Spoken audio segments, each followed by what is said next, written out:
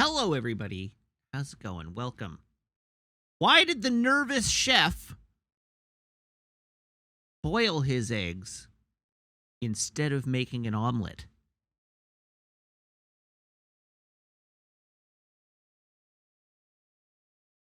Because he didn't want to whisk it. But Vorlon Scout, thank you very much for the resub now for 29 months. Vorlon Scout says, I can't think of any good jokes relating to the number 29. That's fair. Neither can I. How's it going, everybody? I hope you're doing all right. That what? There we go. So, happy Saturday. I'm exhausted. I'm super tired. I literally went and had a nap before the stream. And I don't know, I'm not conscious. Yes, I'm tuckered right out. Absolutely shit canning you at that game of Magic this afternoon. Just took a lot out of me. Were we playing the same game? Like, were you playing against me? Because I don't think I got, like, quote, shit canned, end quote. I got one board wipe in. I just got, like, starved for mana. And I put up a pretty good fight, I think. Considering I haven't played a 2-color deck in, I don't know, like 7 years. So that's my defense. Sure. Meg was playing a red-blue deck and did not manage to get a single blue mana on the board for the whole game. So I think I put up a pretty good fight for, like, only being able to use, like, half of the cards in my hand at any point. Yeah. You did okay. I didn't get a single creature considering on the board at all. And I still got a board wipe. So, yeah, like, if your deck had been, like, operational when the board wipe went off, I would have been in serious trouble. Yeah, like, it was close. Except I got screwed, so yeah. It was not close at all. But it was fun. It was fun. And we went shopping today. We got lots of doggy toys today. Do you want to show off all the toys? Yeah, let's see some dog stuff. I posted it on Twitter, but I'm sure everybody will like to see all of our dog stuff.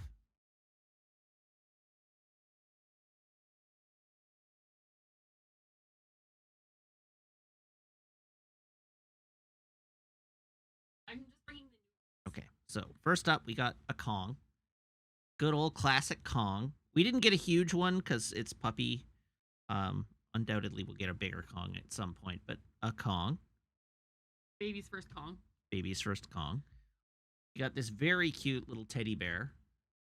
The gray is like a tougher. It's a tougher fabric that's more tear resistant, and then the rest is just the bear is gonna get annihilated. I know the bear is gonna get annihilated, but it was just so cute. It has a squeaker in it. Oh, does it? It does have a squeaker. You gotta go up. No, in the middle by the neck. Maybe it's by the butt now. Seems to have moved around. There's a squeaker in there. I can't find I the squeaked squeaker. it. Here, stand aside. Let a pro get into here.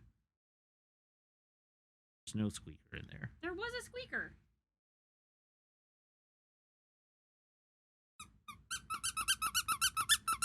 There's a squeaker.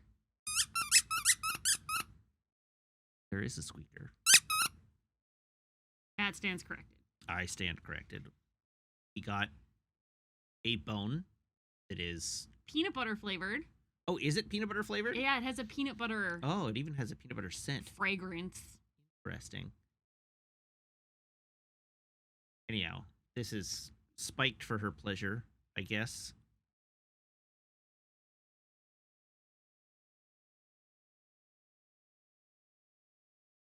You got a rope-a-dope. This is one of those toys that, like, the rope pops out of, so you can turn it into you can flip it around and turn it into a tug of war toy, but pretty like We got this. stiff right now. Need to work on it a bit. Yeah. We got a. You say this was a holy roller? Is that what it's called? That's what my cousin calls it. These toys are great. Like Abby loved these, so I'm sure our puppy will like it as well.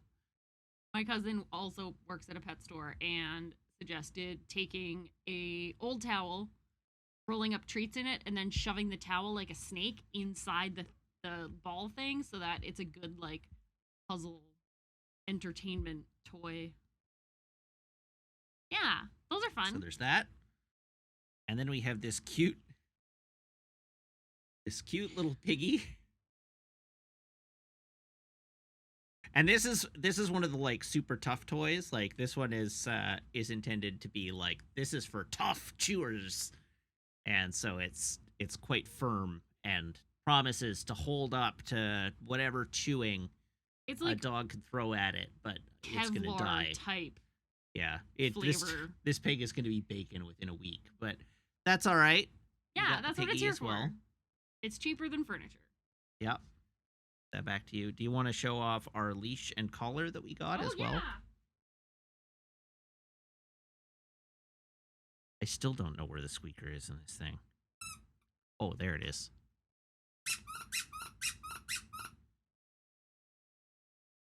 We saw the adorable shark. We did see the adorable shark, but we decided to get the piggy instead. Because piggies are my favorite. Yeah, Meg likes pigs. So I grabbed the big one. Yeah, so we got this leash, which is sort of a greenish on one side and a teal on the other, because we really like teal in this house.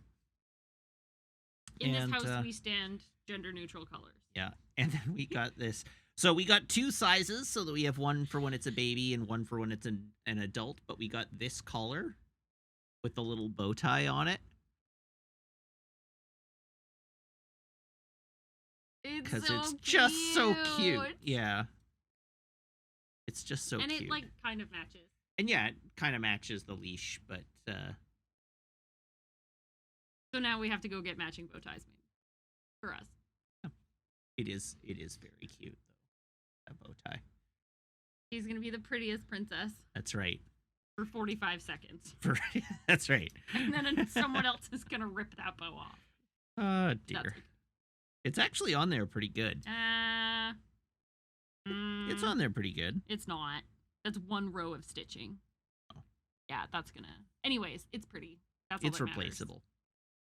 Matters. Our new family motto. It's replaceable. Yeah. Yeah.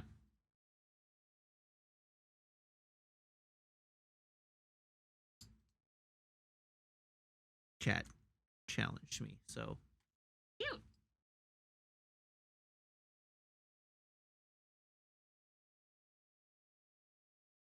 Yeah, that's a thing that people are... Oh.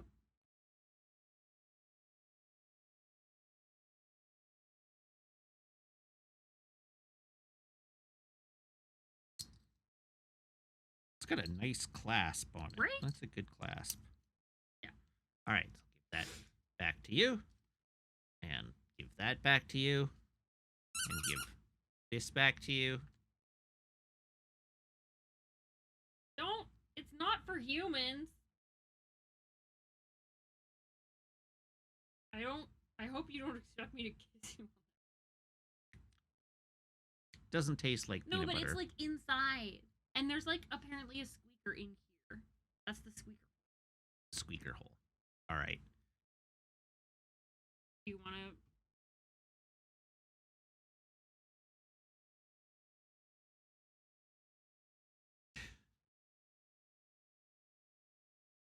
So that was what we did today. We went out and got all that. I sold. All right. So chat told me that I was never going to get this kind of money for it at one point, but I sold my box of MTG From the Vault Legends today, and I got $200 for it. So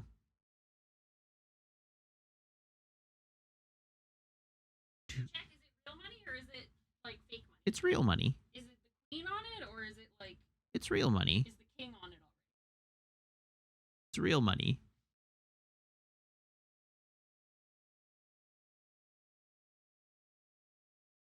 Yup. So that was our day. We got up. We went out. We did some errands. We went to IKEA and bought a bunch of bins. And then we came home, and I sold my From the Vault Legends. And then we went and got coffee from Starbucks, and came home and played a game of Magic cards, and then walked over and got donaires. Oh, yeah, we saw a 12-week-old puppy. Twice, which was very cute. 12-week-old golden retriever puppy. So that was great. We got to pet it both times. It was very cute. And then we came home and we ate our dinner. I had a nap, and now we're here. So that was my day. And what a day it was. And I'm tired. Oh, no, we don't need more corgis in our life. We got lots of corgis today. We saw like 3 or 4 corgis. Corgis are a dime a dozen. Nobody cares about corgis anymore. Corgis are passé. It's all about golden retriever puppies. Everybody and their dog has a corgi.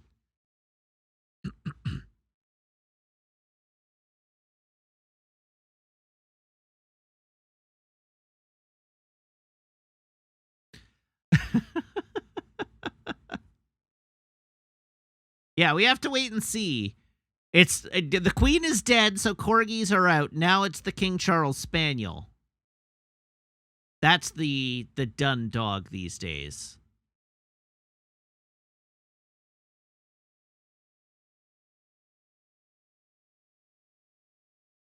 Is it a spaniel? Oh, it is. The Cavalier King Charles Spaniel. God, those are stupid looking dogs. All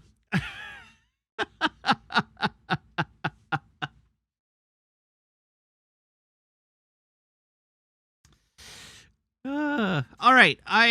What else have I got to talk about? I went and saw a movie last night. The movie I went and saw was The Woman King. It was pretty good. I would describe it as better than fine, but not great, which is unfortunate because I wanted it to be great. Viola Davis, fantastic. Acts her butt off. Lashana Lynch, great job. All the other actors in the movie, great job. John Boyega, great job. Unfortunately, the movie was just kind of...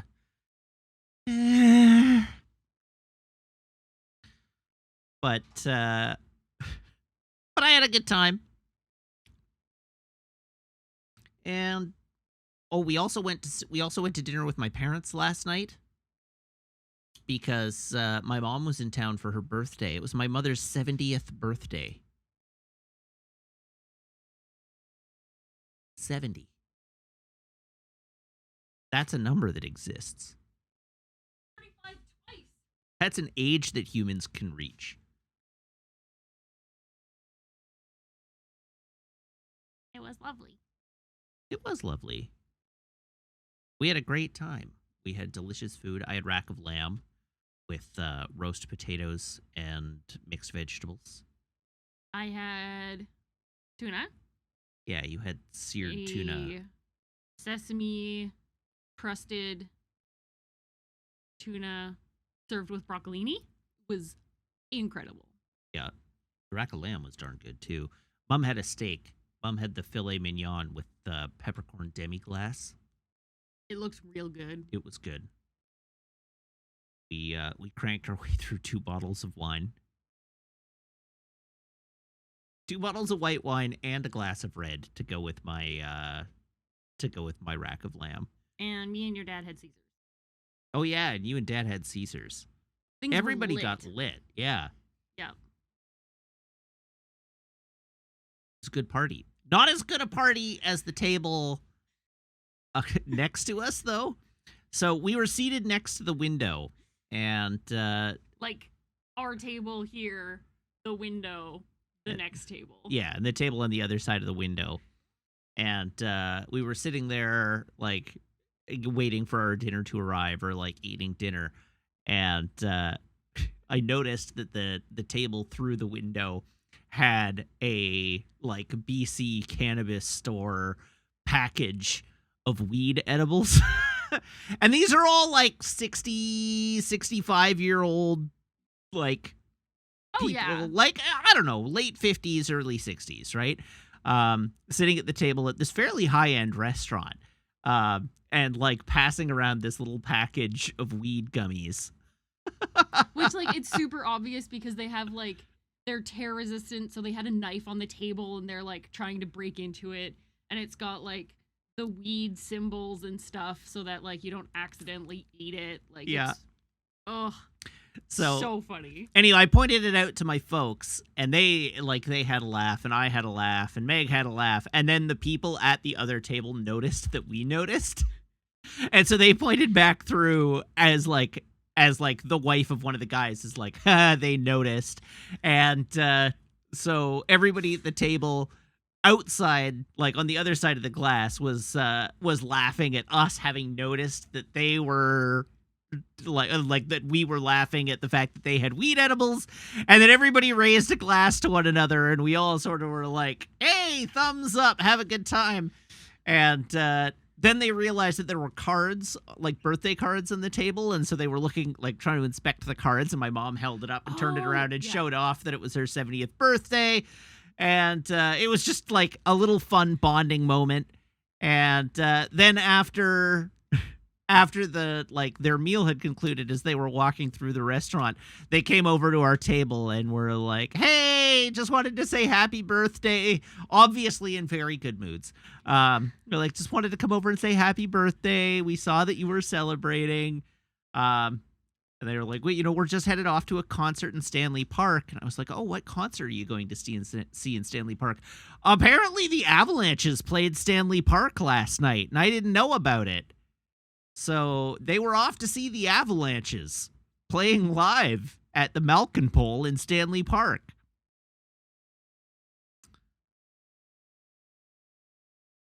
And we were just Which is stuck cool. partying with your parents. I know, and we were stuck partying with my parents. Which was actually really fun. It was. I'm gonna go water plants.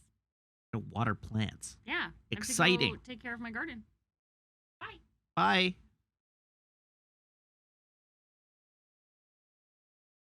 So anyhow, as mentioned, I'm a little weary today. I'm a bit tired. So we'll see how things go. I may pack it in a little early tonight. I'll play it by ear. I will give you a heads up, though, that I'm definitely going to be tired tomorrow, because Meg is dragging me out of bed at 7 a.m. to go to Run Club tomorrow morning. I do like it, you're right. But we're getting up and we're going to Run Club in the morning. And I have not been running, friends, so I'm going to be right out of it. But we're off to Run Club at 8:30 a.m., and we're going to go run, and then we're going to come home. And then we get a full day. I have to go to Costco tomorrow. I have to do food prep for the week. And then I have to do prep for the clip review. 2 weeks of clips I have to go through. And then we have to stream again. And I expect that the run is going to just knock it out of me. So who knows? I might have to have a nap midday if I intend to get through the stream tomorrow night. So just giving you the heads up, advance notice, I'm probably going to be a little low energy tomorrow evening. Drink more coffee. Yeah, that's the solution to everything. That works right up until the point where it doesn't. Meg and I both had coffee after dinner last night, and I think...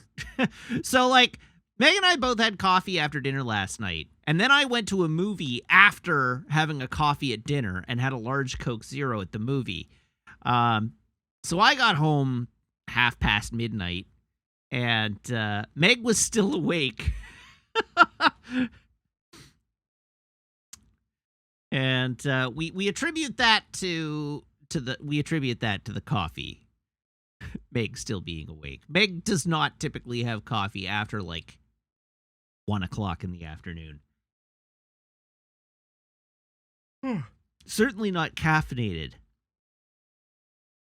I'm going to be yawning all night.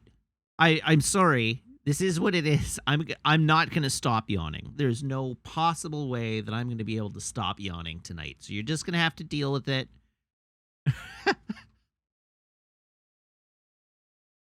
Maybe the solution is to take a vacation from coffee? Absolutely not. No. The solution is more coffee. The solution is never to stop having coffee. That's heresy. We don't stand for that kind of talk here. Absolutely not.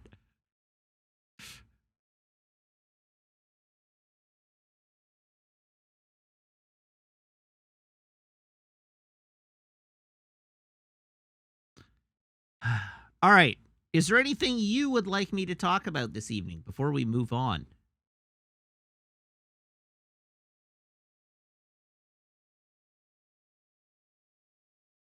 Replace my blood with coffee. I'm trying. I'm making a valiant effort at it.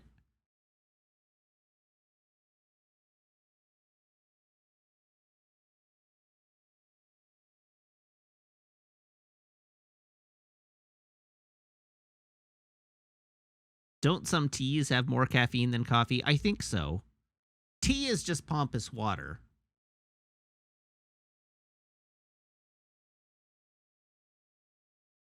What is my favorite style of popcorn? Okay, my favorite style of popcorn is Chicago-style popcorn, which is half orange cheddar and half caramel corn, and it's delicious. It's so good. My second favorite style of popcorn is just movie theater popcorn with layered butter.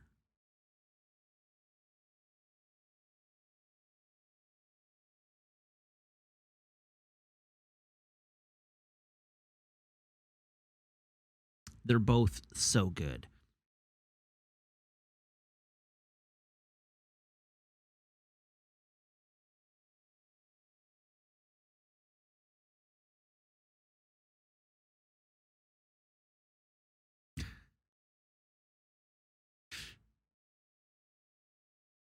Are you coming at... All right.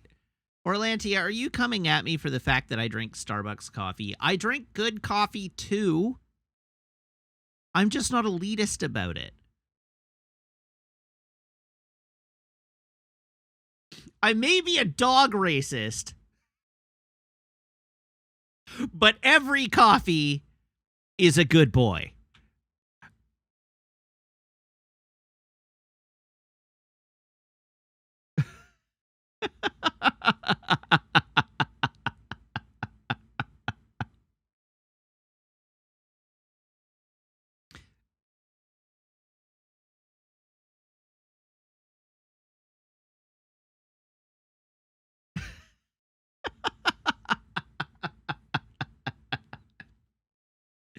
I've talked about it before, but the reason I like Starbucks is because Starbucks is everywhere, and I know with a high degree of certainty that I can get a coffee of the same quality in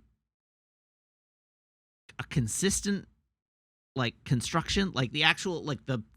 I can get the same drink anywhere in the world within a very small margin of error. I can go to... I mean, yeah, the quality's not great, right? I agree with you. The quality is not great. It's not a great coffee. But I can go to any Starbucks in the world and get the same exact taste and flavor and know what I'm getting and know it will be prepared the same way and not have to worry about variation in the coffee. And I don't go to Starbucks for black coffee, as we've discussed. I only go to Starbucks for cupcakes in a cup, right? Like the liquid cupcake. I go and I get an iced mocha. And like I like the taste of their mocha syrup. Their espresso, when mixed into milk and chocolate, is just fine. It's totally adequate. If I'm gonna go get a black coffee, I'm gonna get a black coffee from a high-end coffee house. If I'm making coffee in my own house, I've gone to a local roaster. Meg and I frequent a local roastery, and we go and we have a particular blend that we really like that's roasted locally, and we grind it ourselves, and we make coffee with like a high quality bean. But sometimes you just want to make sure that you're getting the same thing. So Orlandia says you can get a mocha anywhere you can get your black coffee. Yeah, but every store's mocha is different. A mocha is not the same everywhere you go. The ratio of chocolate to coffee and the source of the chocolate syrup and the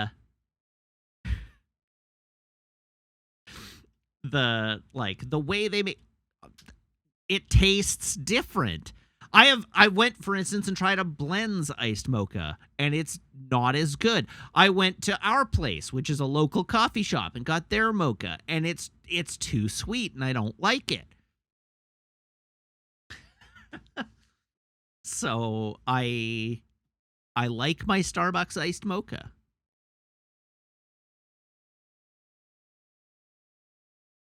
That's right. Cephalope is not wrong. I am a creature of habit, and sometimes those are bad habits, but I am still a creature of habit.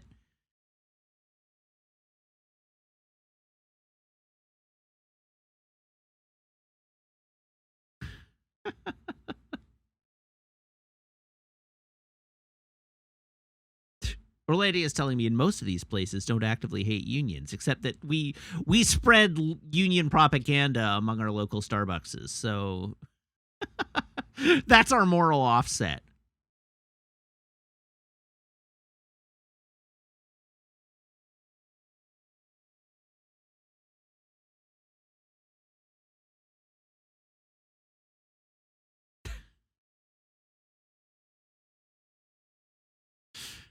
All right. I've had enough of being judged by you for my Starbucks habit. I know you all have, like, stupid slumming it with McDonald's of some industry. You all have your vices. Let me have mine.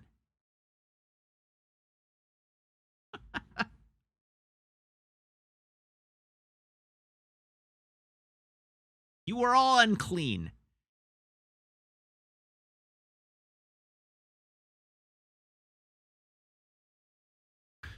See, I don't admit it to a bunch of strangers for you to judge me. I admit it to a bunch of strangers for your entertainment. I don't care if you judge me. I don't need your approval. Wait, that's a lie. Incidentally, I'm at 3,995 followers.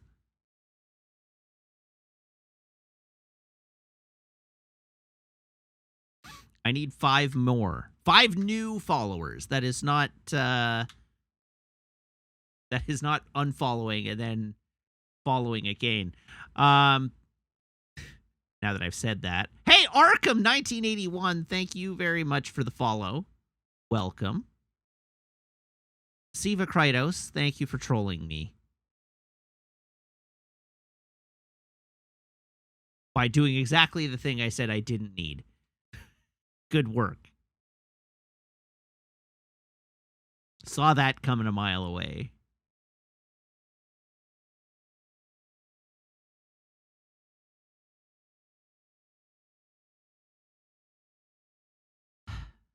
All right. That's enough of this.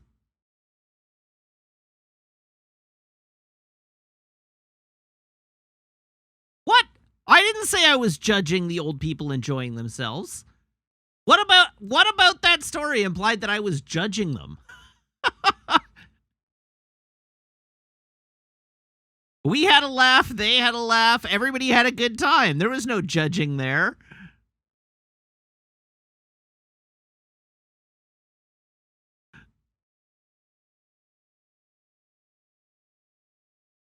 Was completely judgment-free. We made friends with them. They seemed like they were having a good time, and we were happy for them. Hello to that new viewer, whose name I support in principle, but I don't think I'm going to read. But hello.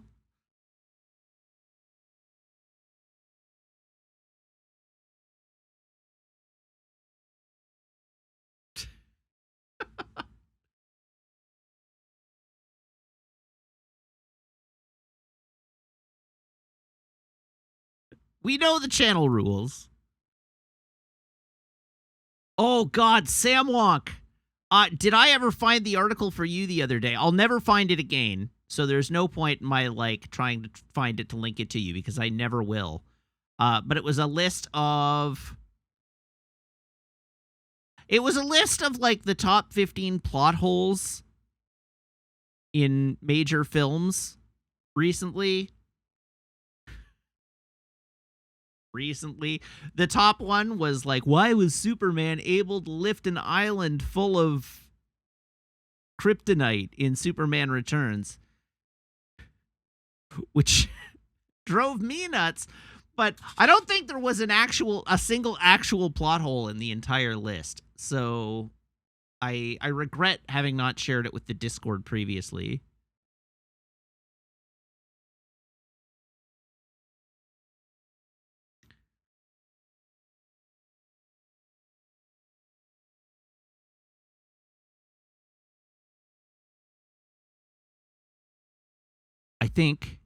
I think I've hit rock bottom. I think I've scraped the bottom of the barrel here.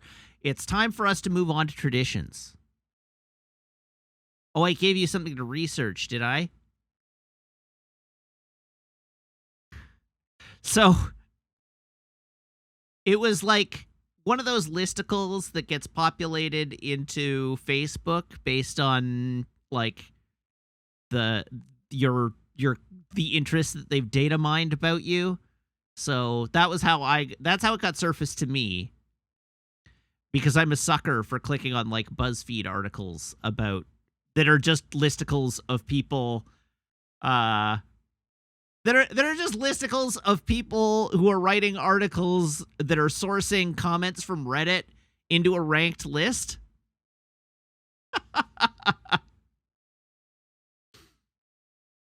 I mean, okay, so I would delete my Facebook if I didn't have to use it for a couple of things. It's not like I post to Facebook ever, but our dog breeder is on Facebook, and that's where all the photos come from. I don't think... Okay, so that plot hole list is not the plot hole list in question. Although I hate that Endgame is on this list so much. So, are there new photos? No, there aren't new photos. And the reason there aren't new puppy photos today is because the breeder caught COVID this week. And she's laid up with COVID. So, there will be more puppy pictures, but she's like, I need to feel well enough that I can take the pictures. So everybody's wished her well. Hopefully she'll be fine. Though we know that she had all her vaccinations, so she'll hopefully be all right. But she's feeling a little under the weather.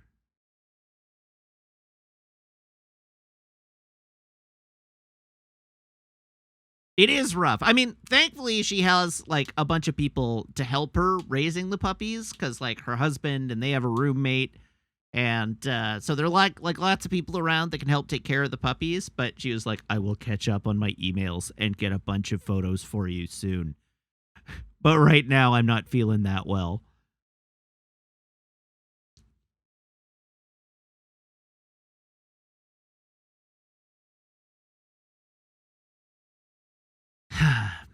Anyhow, I'll let you know when there are new photos. As soon as we've got new photos, I'll post them for you. But yeah, COVID, we're not past it yet. You can still get it. Even if you've been like double boosted, you can still get it. Oh, that plot hole list might be the right one.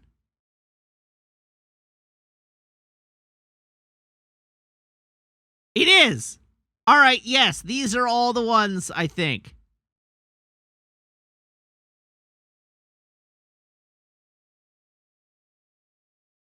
That's the one. You found the list. So technically, this is another one of those lists that's like been resurfaced from a different list. Because yeah, the Screen Rant article that Sam Wonk has linked is itself sourcing the content of that list from a list on Ranker. And it's the Ranker list is the one that I actually found. Because the link that Sam Wonk listed actually has like content written by an author, whereas the Ranker list is just actually pulling the first sentence from the Reddit posts that they're like ripping off for content. But yes, the biggest plot hole in movies from the 2000s is the fact that Superman was able to lift an island made of kryptonite. And I went and checked the original post, and like, A,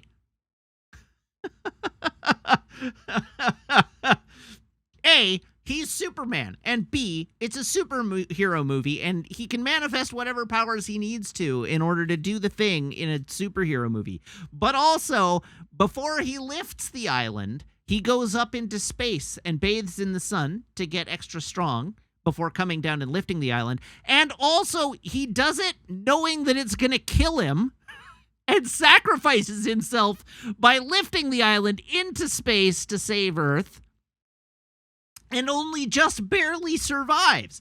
None of that is a plot hole. It's all in the text of the film. And you're right, I have fallen into the article's trap.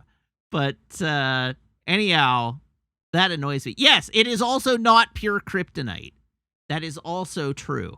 But that's beside the point. He knows that he's going to have a lot of trouble with this island, so he goes and he charges up a bunch of solar radiation to get extra strong, and then comes back down and lifts the island, and you can see that he's having to put all his might into it because it's sapping his strength as he does it, and when he manages to finally get it out of Earth's atmosphere, he falls back to Earth dead and is taken to the hospital in critical condition, and only survives it by the skin of his teeth. What is number 7? I don't even remember what number 7 is. Bobby's parents are surprised to see Wolverine in X2.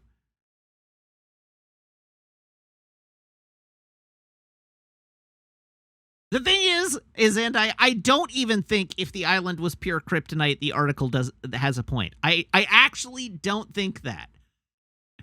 I think if the evidence, if the film constructs it such that kryptonite has like sapping power but doesn't instantly depower him, which is basically how it works in the movie, that it saps his strength but doesn't instantly depower him, it still works. He just does it before he's totally out of power and then runs out of power and falls back to Earth. It works exactly the same way.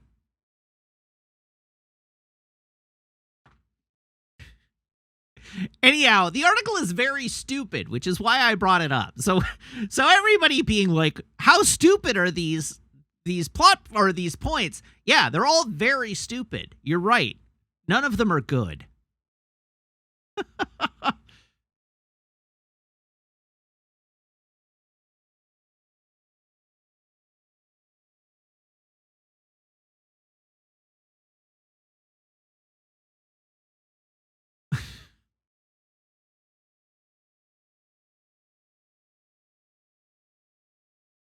It's like they were turned out as low an effort as possible. Yeah, they were.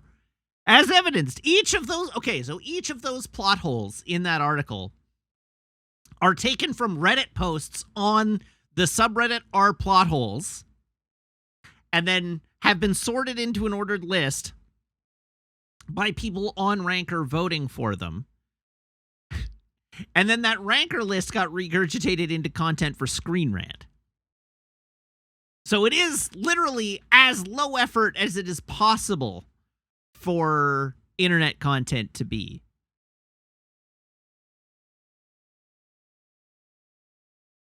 Yes, quote unquote content.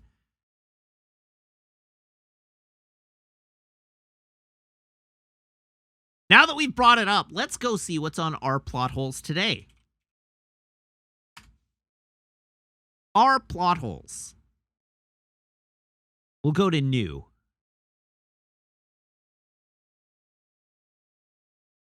Oh god, they're so long.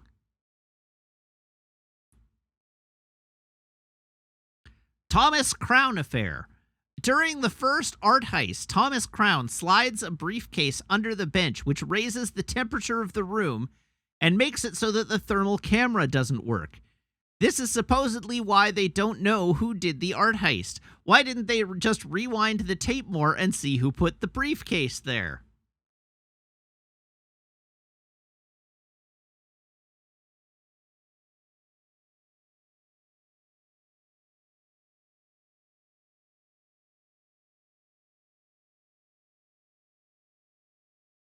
Thomas the Tank Engine.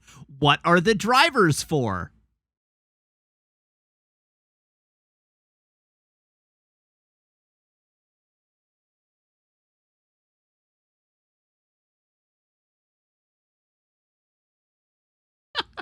Jurassic Park.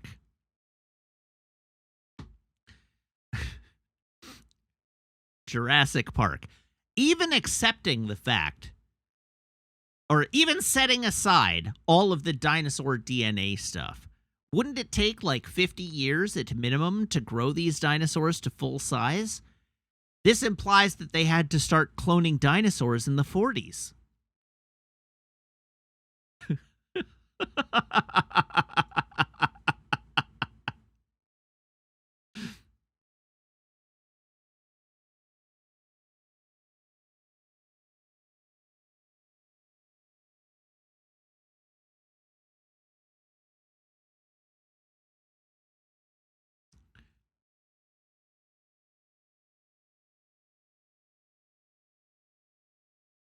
Dumb and Dumber. Lloyd and Harry have just witnessed the mob guy die after accidentally feeding him rat poison at the roadside cafe. The next scene is of the cops going over to the crime scene, and witnesses have given them details of them in their car. At one point, the detective says, "Did you get a make on the vehicle?" The junior detective's answer is, "Yes, they're driving an '84 sheepdog." If the car is completely made over into a sheepdog, how the hell does anyone know what year it might be?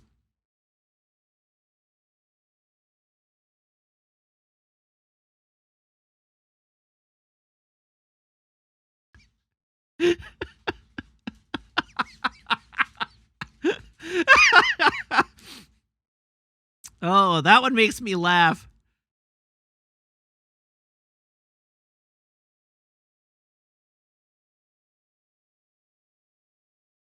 In Empire Strikes Back, the rebels used an ion cannon on Hoth to disable the Star Destroyers.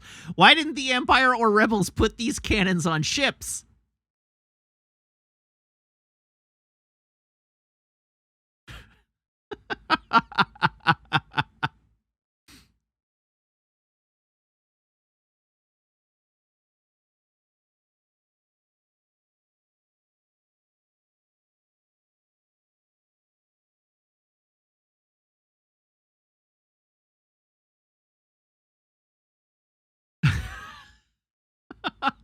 All right, we've physically hurt Ghost of Jeff Goldblum.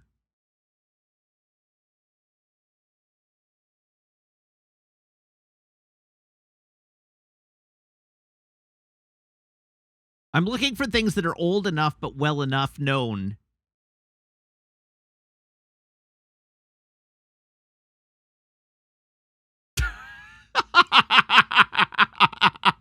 Okay, I like this one.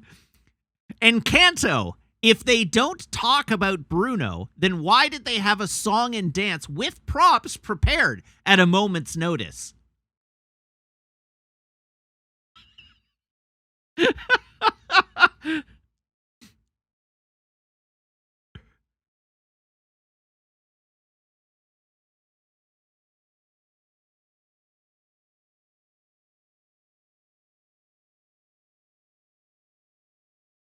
That that one's legitimately funny. In fact, so Starfreak says because musical, literally the first response to it is, "Are you just asking how musicals work?"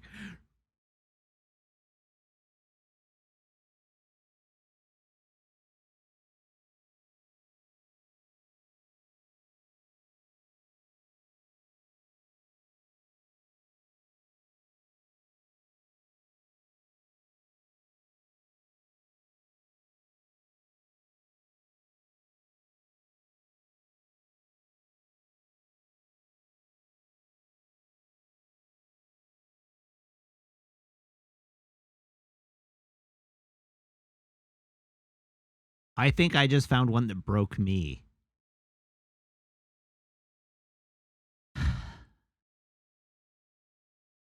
In the beginning of Moana, Moana is shown by her father a stack of rocks that had been placed for generations of chiefs. But it seems her father was the first to ban leaving the island. So how is it, if they were voyagers and traveled to different islands often, there are so many rocks in the stack?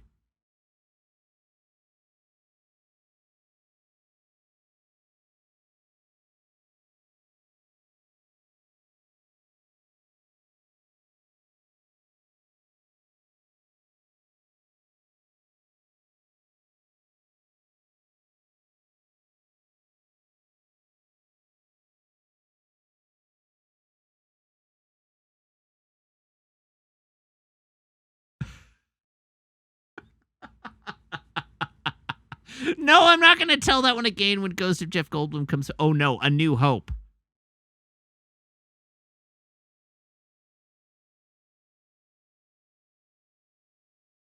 In Star Wars A New Hope, after the Millennium Falcon escapes from the Death Star, Leia says it was too easy and insists they're being tracked. Despite Han dismissing her, if she was so sure, why go straight for the Rebel base? Why not insist they go elsewhere and take a different ship just in case?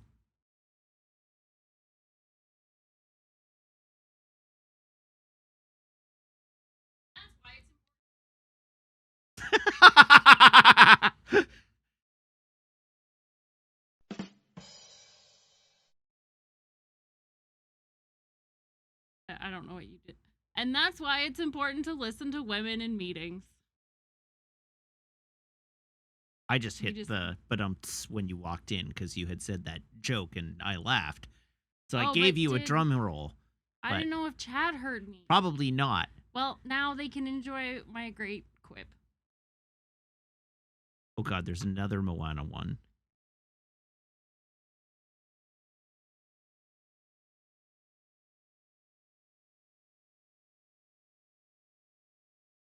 Oh no, 2 plot holes in Back to the Future. Oh no.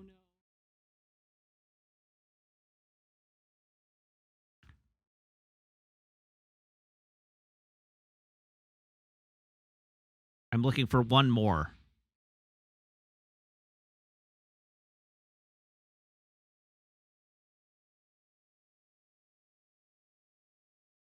Plot hole in Moneyball. Oh yeah.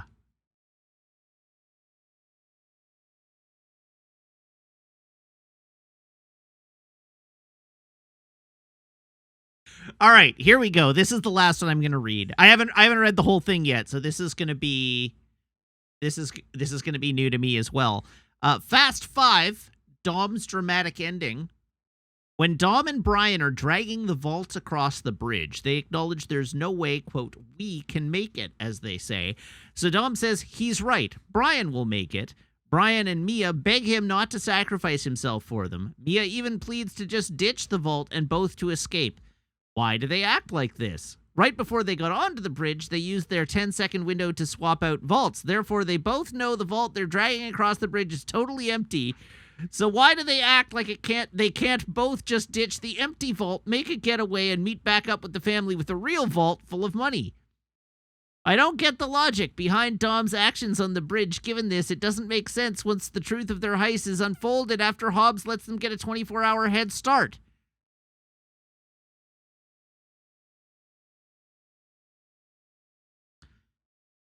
So reading that does actually legitimately seem like it might be an actual plot hole.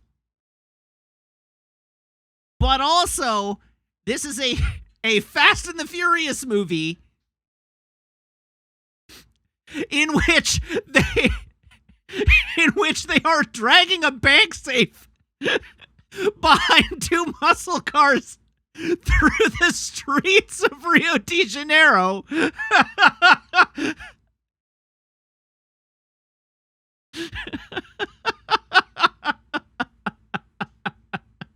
In the following movie, a plane takes off for 20 entire minutes.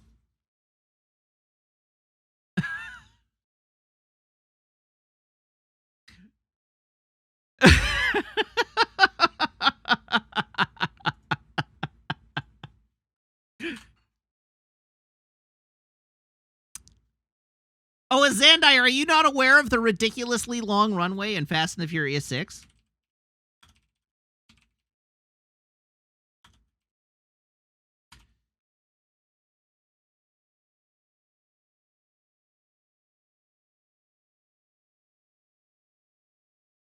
Okay, so here we go. I've got an article for you. Ghost of Jeff Goldblum. I've stopped with the plot holes. Now we're just talking about the airplane taking off at the end of the Fast and the Furious 6. So this is an article on the BBC. This is BBC News. Action movie Fast.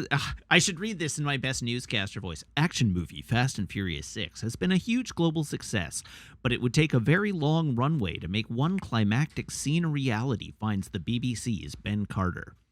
In the scene that we're interested in, a huge cargo plane lands on a runway where it is chased by fast cars and furious men and women. I'm not going to spoil the film for the unlucky people who have not managed to see it yet. Spoiling the film is the job of the movie trailer. I won't be talking about anything that isn't in the trailer.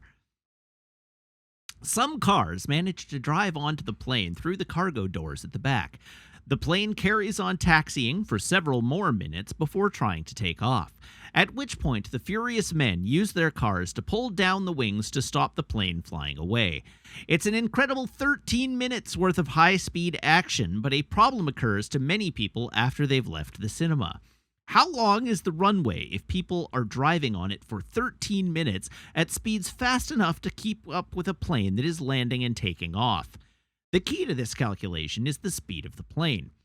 Pilot Ian Hollingworth told me that the speed for a large cargo plane coming into land would generally be 140 to 150 miles an hour, or 225 to 241 kilometers per hour. As far as calculating the speed of the plane after it has landed, that's difficult because, as Captain Hollingworth told me, once you land and decelerate, it's not possible to then speed the plane up and take off again, as happens in the film. But the actor The Rock did say in an interview that the cars were traveling at 115 miles per hour when they drove onto the plane, so we did some calculations based on that. We also needed to know the takeoff speed. Captain Hollingworth added, it might take you somewhere around about a minute to get to the correct speed again, around 150 miles per hour.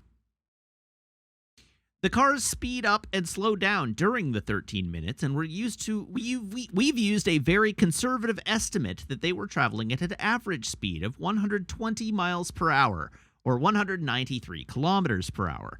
That's 2 miles every minute, which makes the runway 26 miles or 42 kilometers long. On the other hand, it's a movie, so when the hero is grappling with the villain on the plane, the film can cut from the fight to what's going on outside on the runway. Both these things are probably happening at the same time. So we looked at the sequence carefully and recalculated how long the plane is actually on the runway. It is difficult to be exact, but we think it is only for 9 minutes. Our best estimate after calculating plane speed, car speed, and simultaneous action sequences is that the runway is 18.37 miles or 29.6 kilometers long, which is still very long when you consider that the longest paved runway in the world is the Komdo Bamda Airport in China at around 3.5 miles. So there you go. That's the most thorough deconstruction of the math in the Fast and the Furious 6 that I think I've ever seen.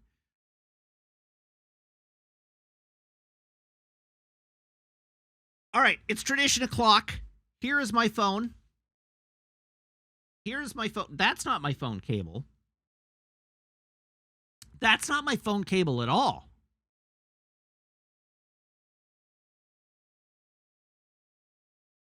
Here is my phone cable. Everyone, please brace your ear holes.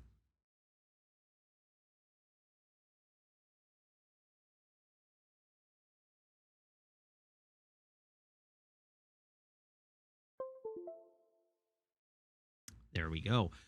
Now it is time for the beverage reveal. Beverage of the day. Listen, I know what the other cable is. I didn't just like yank a rando cable out. But I do know what the other cable is. Oh, I never showed you this. I got a neat little desktop accessory earlier this week that I never showed off.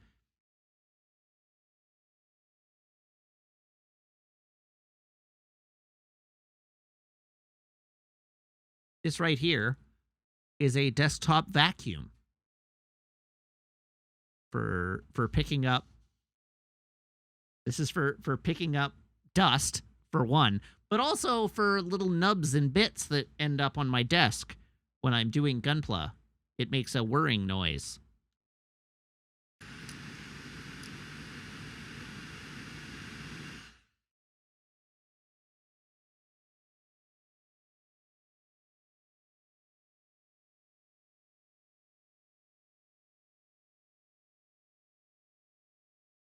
Yeah, and the bottom just pops off and you can see all the gross lint.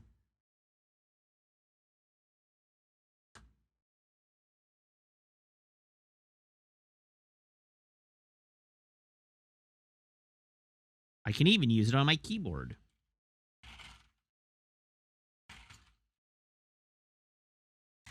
It's not as good on my keyboard, though. Anyhow, it's a cute little desktop vacuum cleaner. I got it off of Amazon. It was inexpensive. All right, time for the beverage reveal, right? Okay, Garçon, can I get a drum roll, please?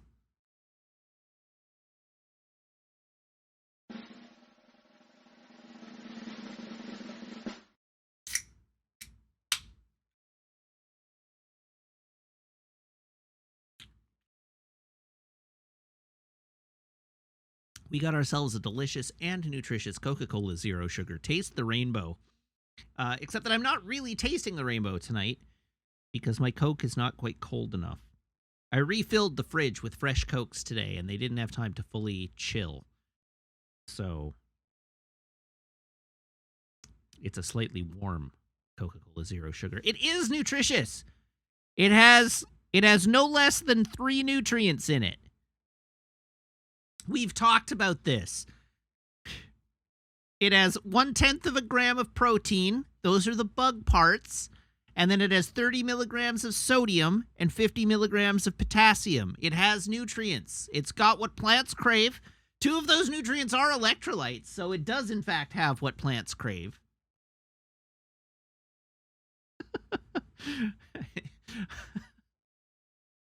I just got a head shake from Meg. But that's what it is today. Congratulations to you if you chose Coke, and ha nerd if you did not choose Coke. Pop it in the freezer for 8 minutes. Well, it's already open now. No. I will sit here and drink my warm Coca-Cola. Thank you very much. All right, let's play our video game, shall we?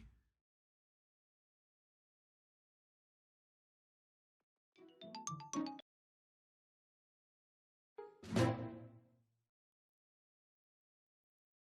really hate that the activation of the capture cuts off the GameCube noise. What mic you want, my dude? Yeah, How hold many your levels of horses. microphone are you on? I am on mic 5. I'll change the scene. Jeez. Such impatience.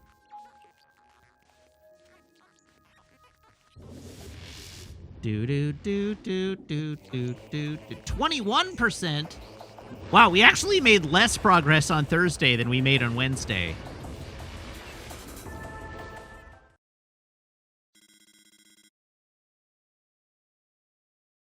All right, does anybody remember what we were doing?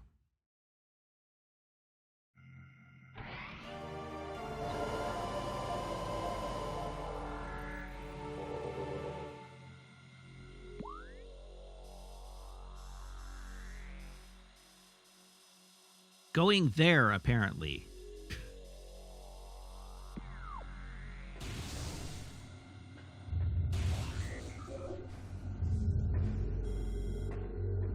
Pirate communique analyzed. Main research facility located.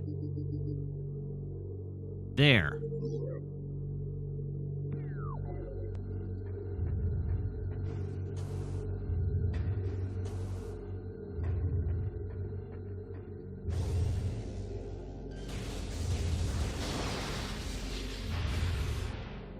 Get wrecked, Bombu. Wait, that was totally the wrong button.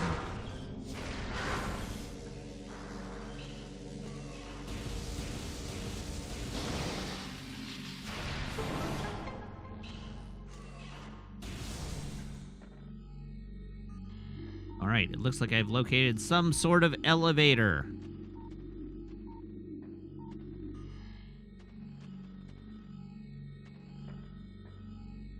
I don't have the alternate scanning modes yet. I only have the one.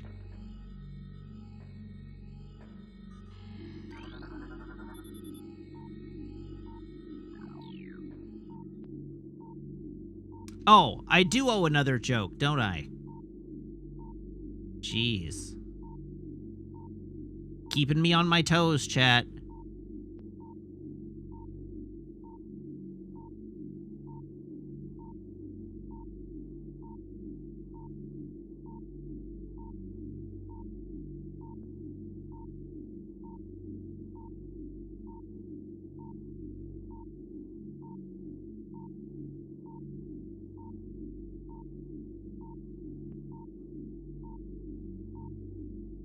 What happens to a sailboat in a Category 5 hurricane?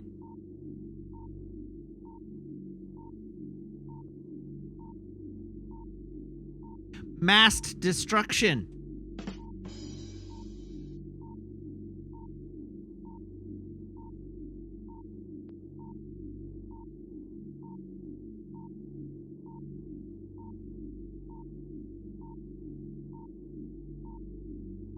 I'll see myself out.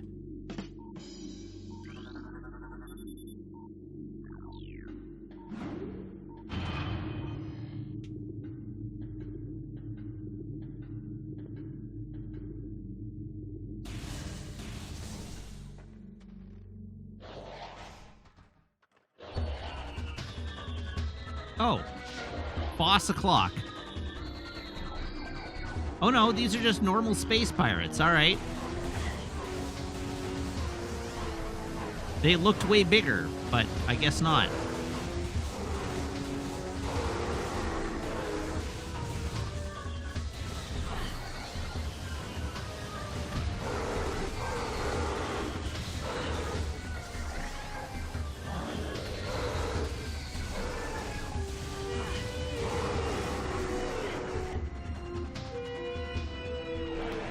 Oh no, it's the flying ones!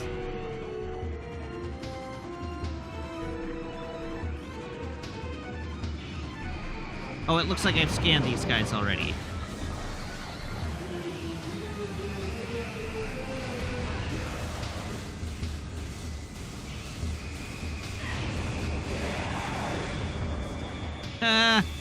Nerd. Ow.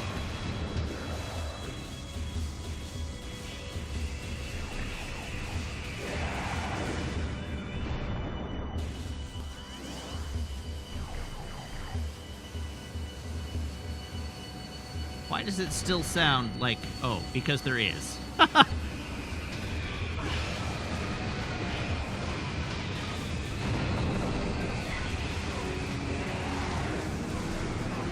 Wow, I'm getting bodied here.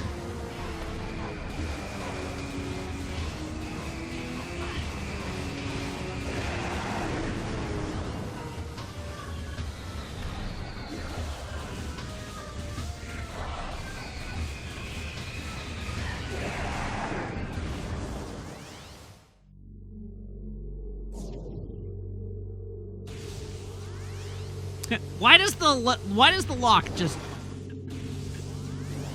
dissolve?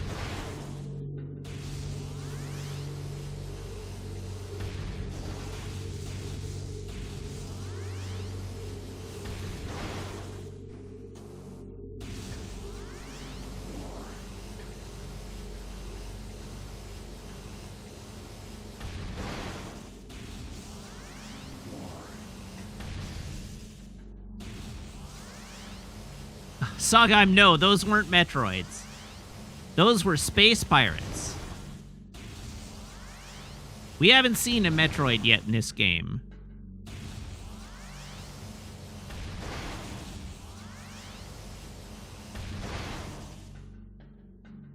That's true. The Metroids do look like jellyfish. No, I am not a space pirate. I am a space bounty hunter. There's a difference.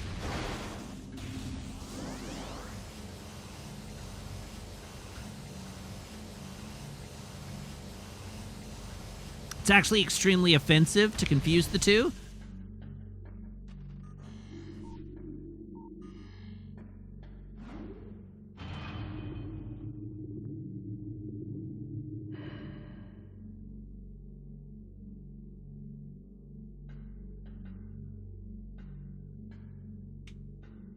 Did I take...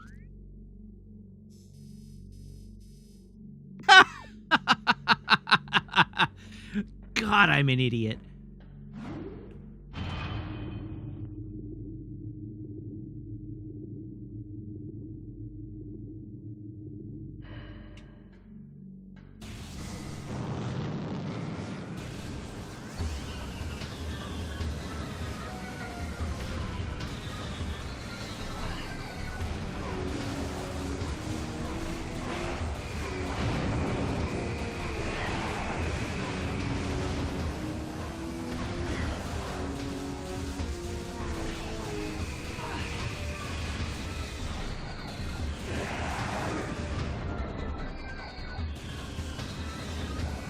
Wait, there are more?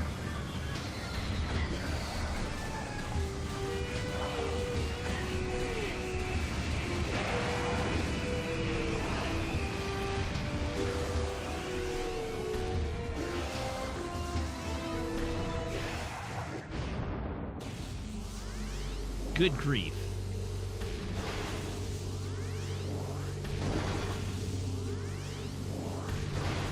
I need energy badly. And then I need to make sure I take the right friggin' door.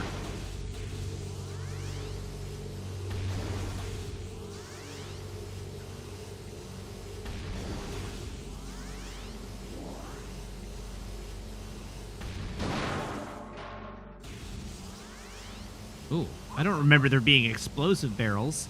Hey, Ghost of Jeff Goldblum, thank you very much for the gift sub. Congratulations to Monet.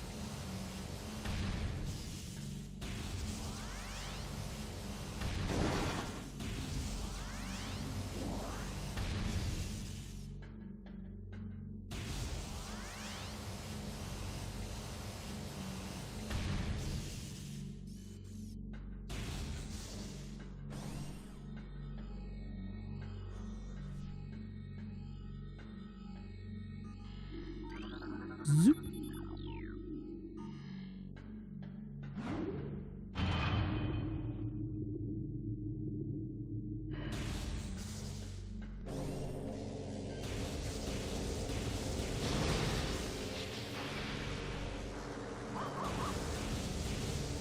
Hey, Natimus Prime. Thank you very much for the resub. That's now 7 months. Ah, that is a Metroid. Right there. That's a Metroid.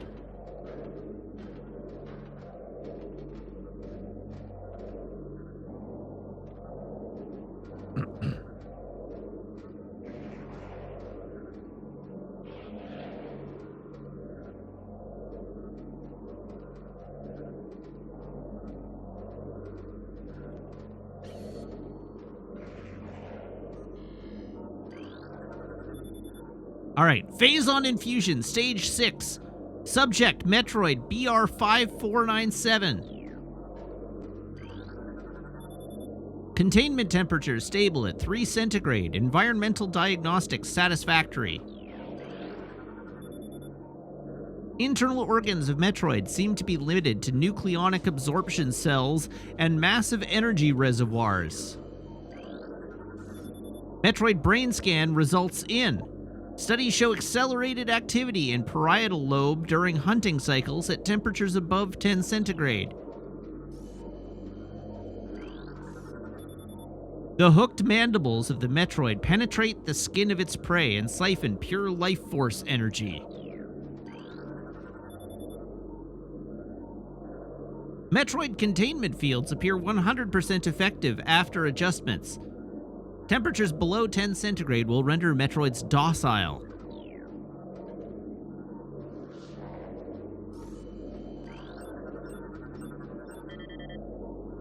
Morphology: Metroid, energy-based parasitic predator. The dominant species of planet SR388, Metroids can suck the life force out of living things. A Metroid will latch onto its prey and drain energy, growing larger as it does. The only way to shake an attached Metroid is to either enter morph ball mode and lay a bomb. Oh, come on! Really? Rude. No, you don't.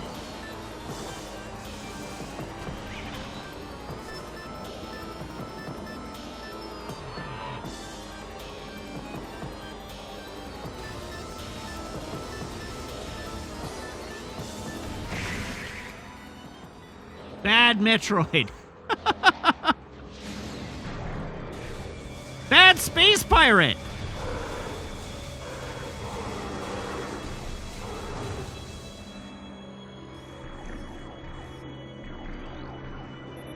Stasis tank 8118 contaminated beyond acceptable safety standards. Removal squad requested.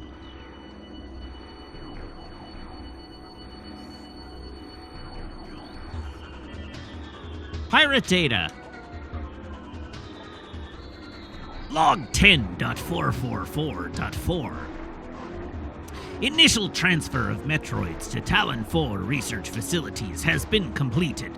3 were terminated in an incident at the landing site, but the others were pacified and transported safely. Initial Phazon infusion testing is underway. We are eager to observe the effects of Phazon on Metroids, especially their ability to absorb and process the energy given off by Phazon sources.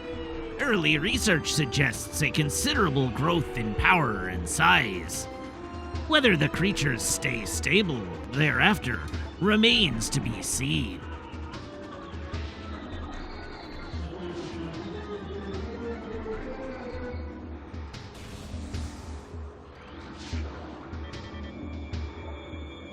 Oh, I hadn't scanned a large energy yet.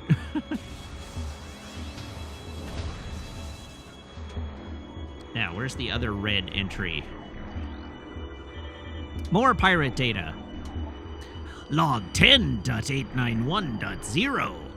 The reconstruction of Geoform 187, codenamed Ridley, was recently completed. After his defeat on Zebes, Command ordered a number of metagenetic improvements for him. Though aggressive, we were able to implement these changes in a cycle. The metamorphosis was painful, but quite successful in the end. Early tests indicate a drastic increase in strength, mobility, and offensive capability. Cybernetic modules and armor plating have been added as well. We believe our creation, now called Meta Ridley, will become the mainstay of our security force, a job he certainly will relish.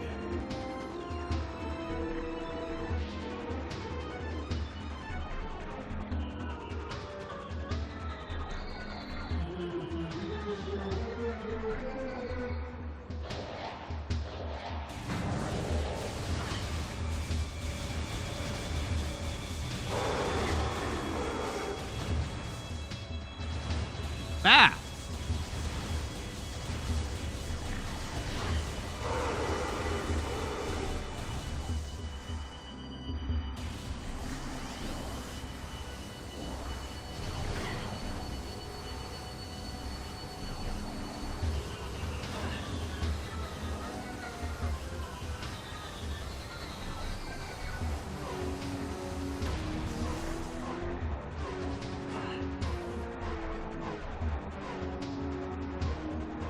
Is that the way I came in?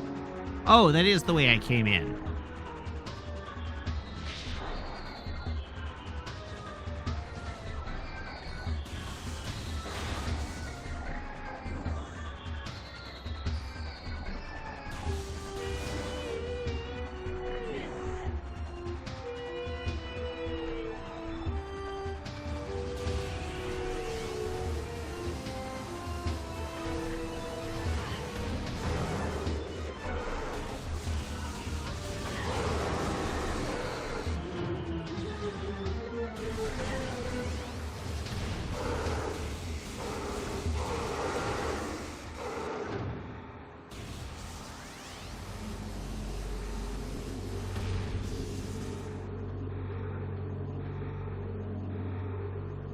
No, I haven't started thinking about the next game yet. Oh, that was easy. All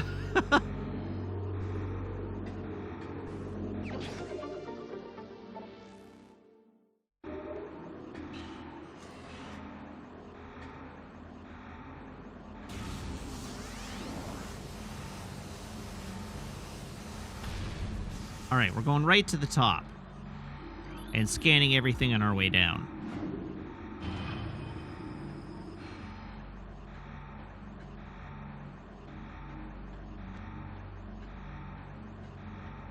And I've got to figure out how to get that missile.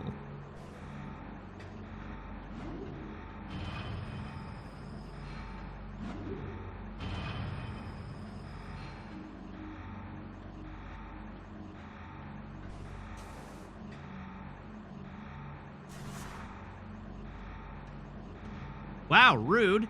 Okay. I don't know how you've all forgotten Isla voice. It was pretty distinctive. I've used it on several previous or subsequent occasions even.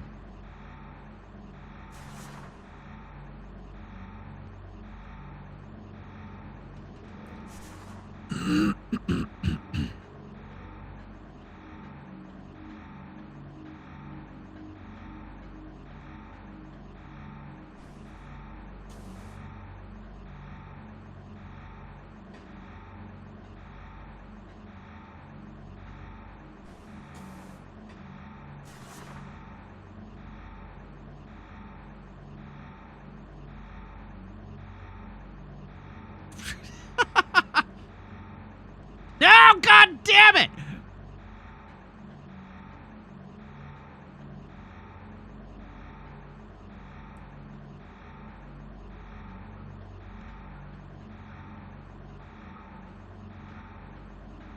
Well, I got super turned around.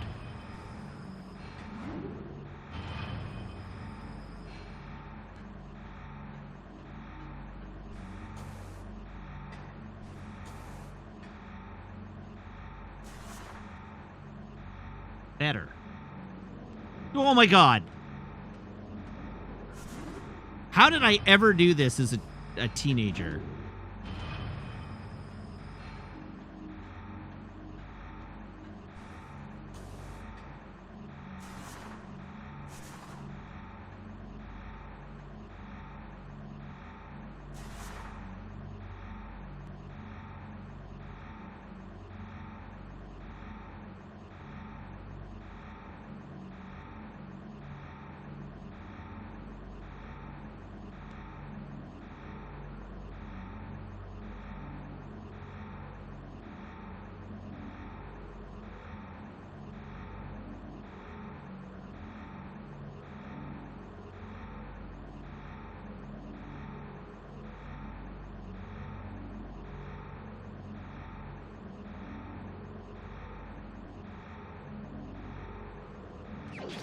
Whew!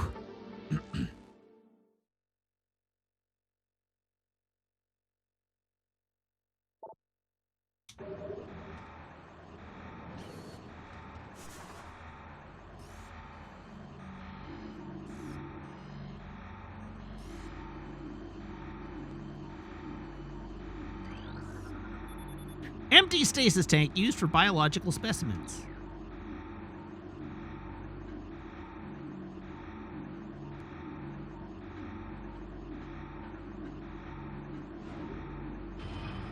What's over here?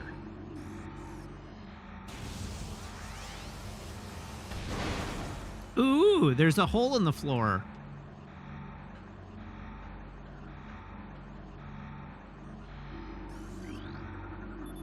This tank holds the remains of Experiment 7526, conversion of elite pirate unsuccessful. How unfortunate for that elite pirate.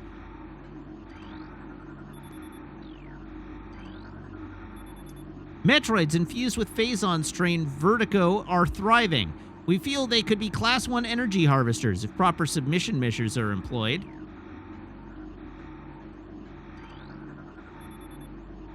East Quarantine Cave has been secured. Specimen remains in the quarantine area. All experiments have been suspended pending pacification of area. Project Titan is suspended indefinitely. Security breaches resulting in massive casualties have occurred. Access is strictly prohibited until further notice. New pirate data. Log 11.550.6. Studies of Metroid biology continue, though with limited progress. It seems likely that we will be much more successful using the Metroids for our means rather than trying to reproduce their powers.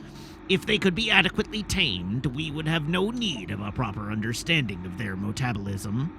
A small force of disciplined Metroids could wipe out entire armies, and once we find a way to shield them from cold containment weapons, they will be invincible. Furthermore, if we could then harvest the energy they'd consumed, we would have a near limitless source of power at our disposal.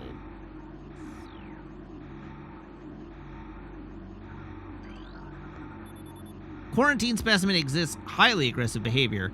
Its body structure, composed of Phazon ore, appears nearly invulnerable. This has rendered our efforts to train and discipline the subject useless.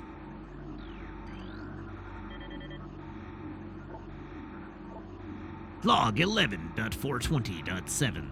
Metroid dissection continues to provide more questions than answers. Our research teams have isolated the energy conduits that run from the invasive twin mandibles to the energy core in the creature's quadripartite nucleus, but the manner in which a Metroid actually extracts the life force from its prey remains an utter mystery. The victim does not lose blood or any other vital fluids, and yet the Metroid extracts energy. Identifying this energy is our central problem. It takes no physical form, and yet without it, the victim dies. We will continue to research this matter, as the isolation of this life-giving essence could be the key to our ascendance. To our ascendance.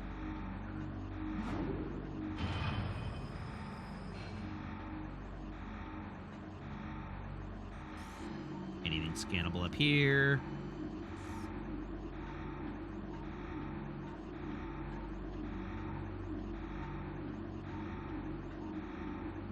There are definitely scannables up here. As energy-based creatures, Metroids show immediate mass increases upon energy absorption. Energy absorption. Jibcat, thank you very much for the gift sub. Congratulations to Magical Girl Amelia.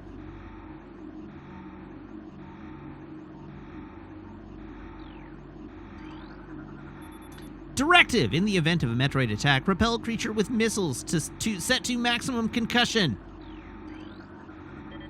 More pirate data. Log 10.957.2. Confidence is high regarding Phazon applications. We know enough about Phazon now to begin combining it with Space Pirate's DNA. The code name for this venture will be Project Helix. Preliminary studies indicate that phazon infusion could produce radical new pirate genomes. Benevolent mutation levels are high in current test subjects. Phazon madness is a concern, but refinements in the infusion process should reduce or neutralize the odds of mental degeneration. R. All guards must use ice containment gear when transporting Metroids. This includes sedated specimens and those pronounced dead. Why those pronounced dead, precisely? They were pronounced dead.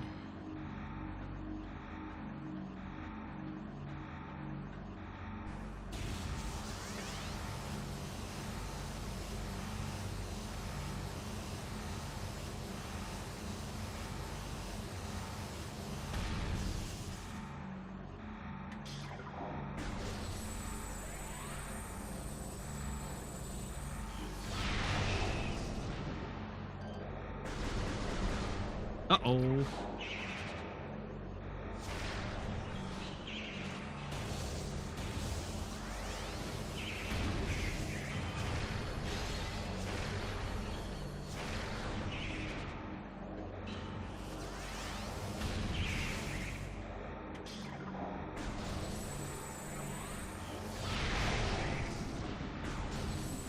There we go. All right, now that that Metroid has been dealt with, what's down here? I guess it would help to use the right weapon. What's down? Oh, God! That's just rude.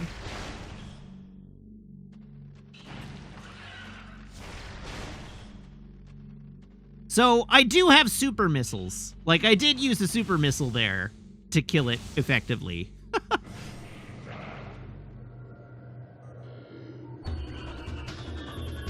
Thermal visor interfaces will be sent to quarantine area. These visors will be useful for any personnel involved in transport of the unstable test subject there. All right. I like the sound of a thermal visor.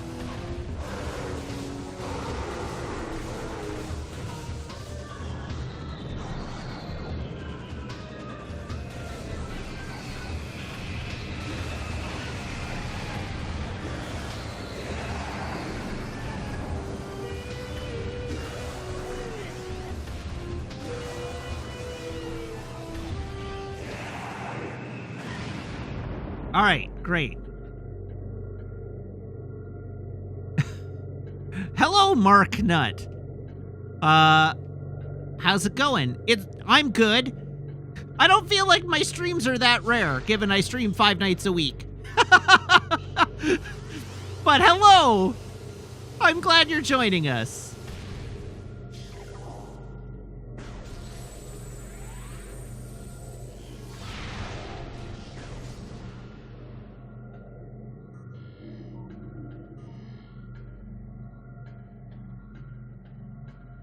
This is the appropriate way to attract viewers, right? The first time they speak in chat, you just roast them mercilessly. That's how it's done, I think.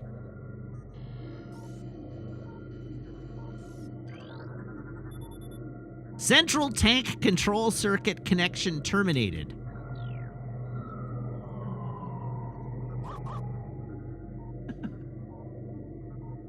Magical Girl Amelia, thank you for the follow. Jibcat, thank you for the gift sub. Congratulations to Mark Nutt. I see. You meant that you're in the UK, so it's like 4 a.m. Well, I'm glad you're here. Thank you.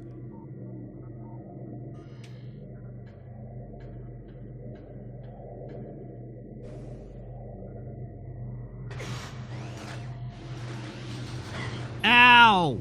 Force field network active around object. All 3 force fields must be deactivated to access object. How about no?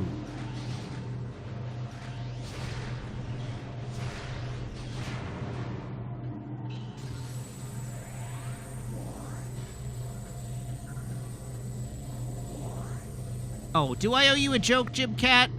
All right, I'll get to it in a sec. Hold your horses. Inform command that thermal vision tests will begin soon. Abnormal heat traces are represented as red when looking through the thermal imaging spectrum. Central tank main circuit connection terminated.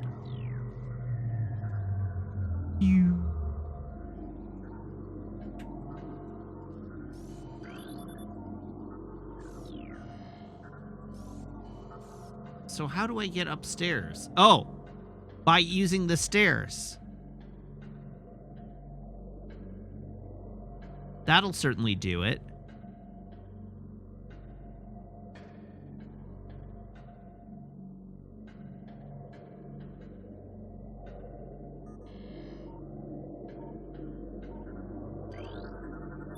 Thermal imaging software exceeding initial expectations. Combat applications are being evaluated by command. Field testing in Fentrana region approved. Use of prototype visors by security personnel approved. Central tank auxiliary circuit connection terminated. All right, pausing for a sec because I owe a joke.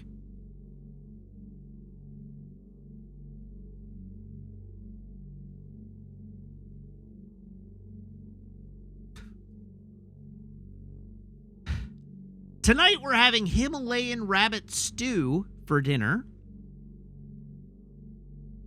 We found Himalayan in the road.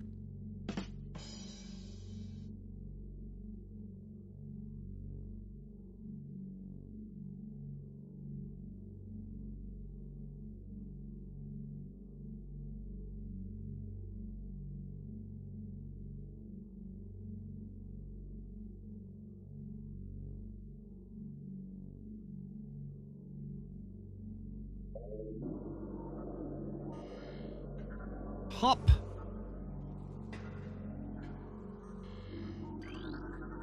Thermal visor. Hop.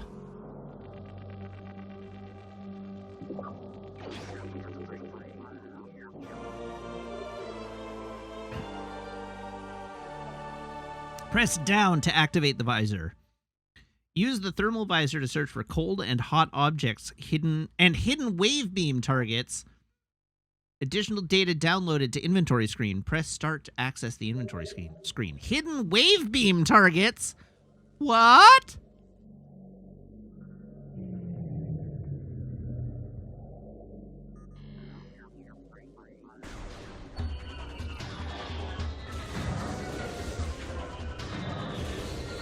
Ow!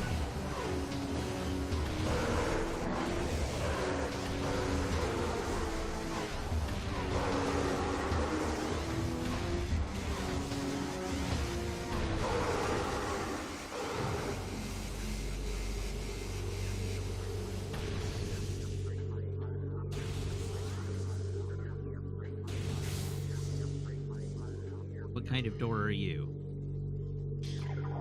Oh, you're an ice beam door. Okay, so I just can't open you at all.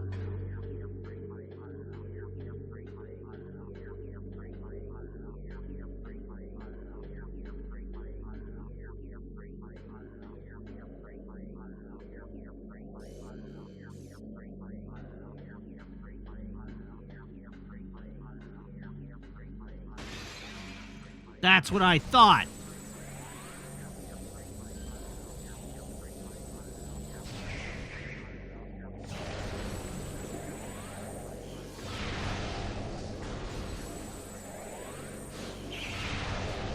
Uh-oh.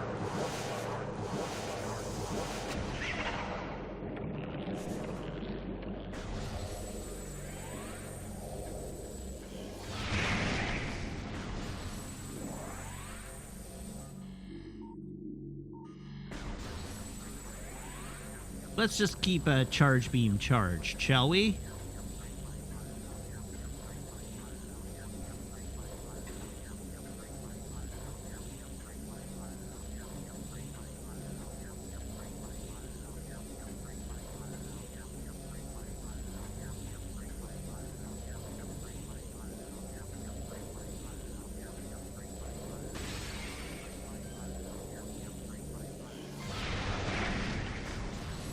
Oh, dang. Got him in one. Go me.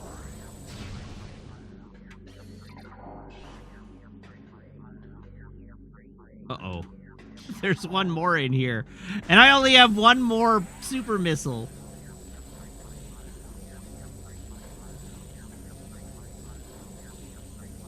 Oh, that looks like a secret wave beam target, doesn't it?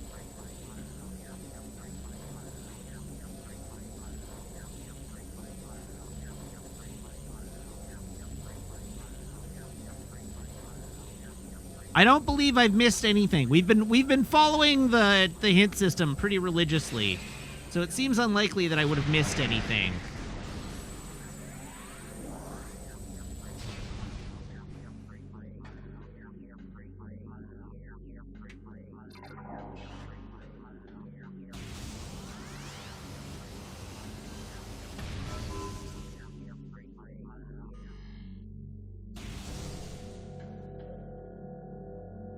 What is that thing?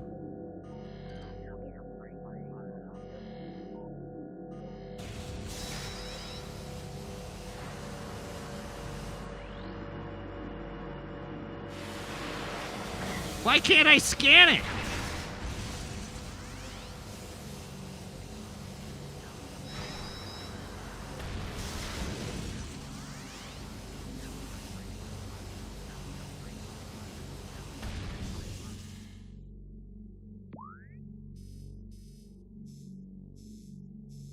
Oh, I wasn't in the room?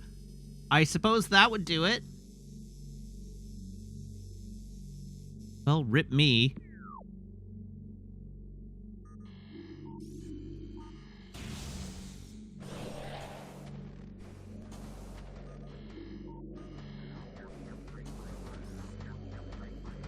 Uh-oh.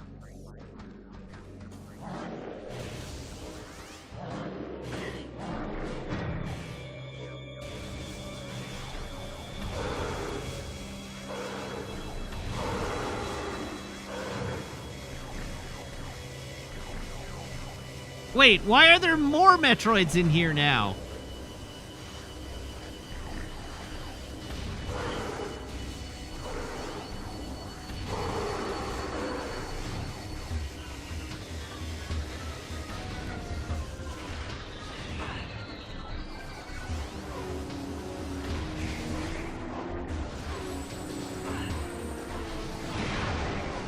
Oh, Lord. It's still alive.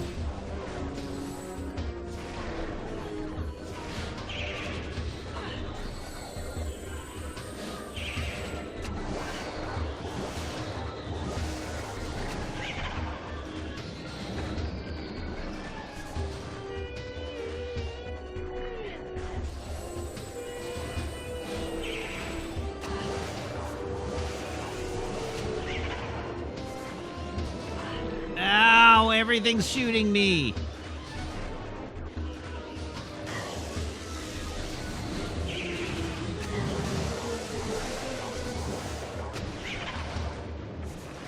How not to fight Metroids. A master class.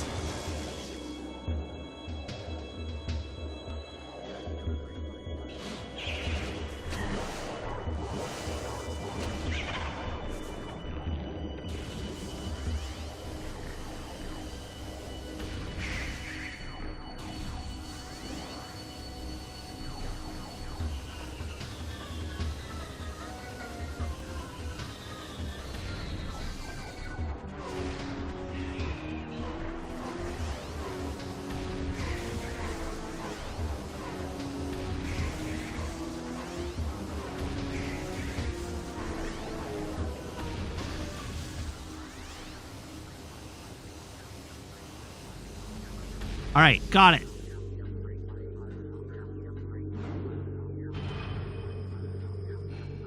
Oh, you think you're very clever, don't you?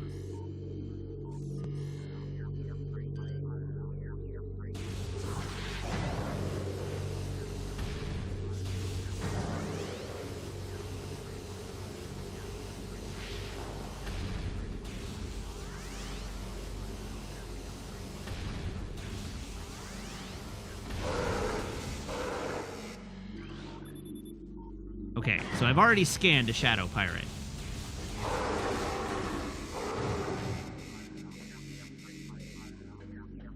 So we're still okay.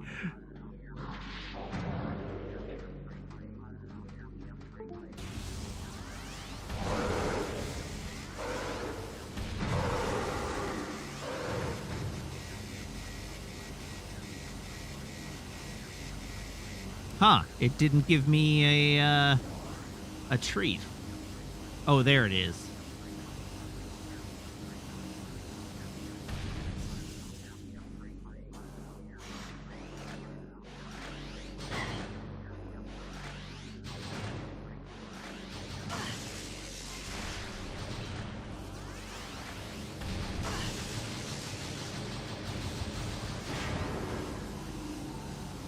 Very rude.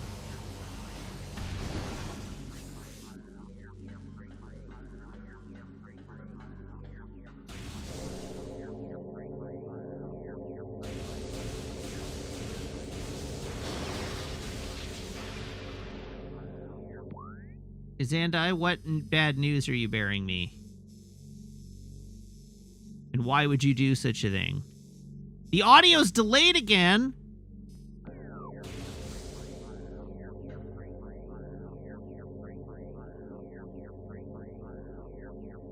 So it is.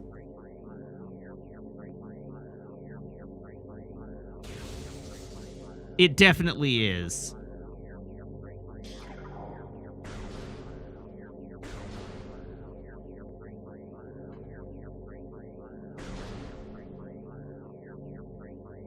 The game audio is super delayed. My audio is not, but the game audio is super delayed.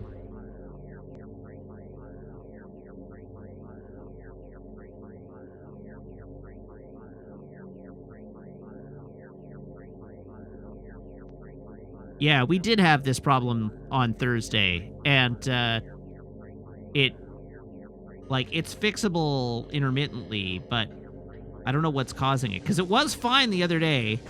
Anyhow, I'm gonna get to a save point, and then I'll try some things to deal with it.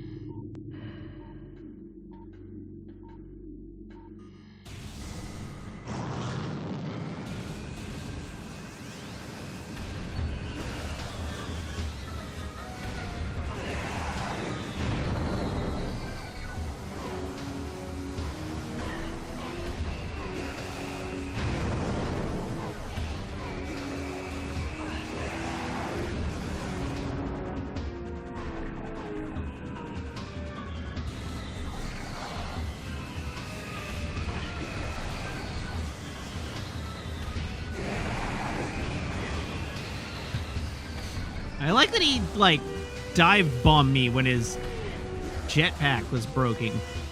Broken? When his jetpack was breaking. Alright, now which is the correct way to go? I want to go to the left. But I can fill up on supplies a bit here.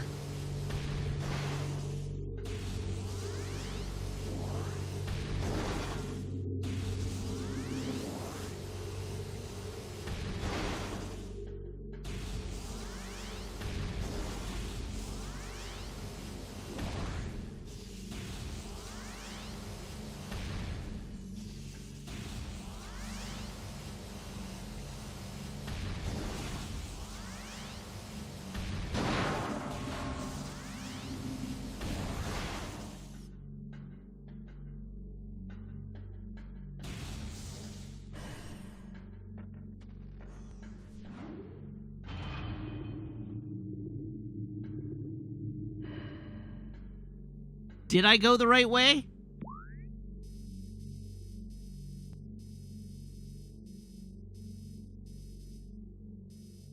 Oh, I did. Great.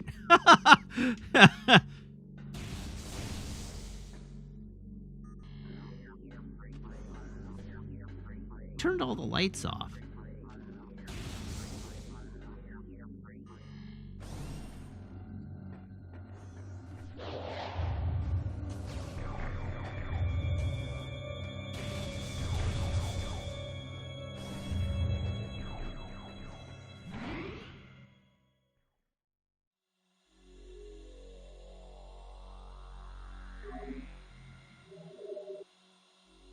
All right, game's been saved.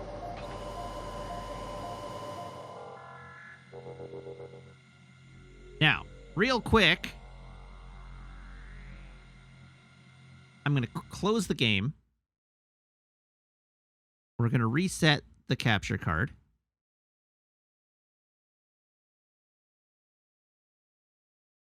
And then we're gonna do some research. That's everybody's favorite thing, right? Research.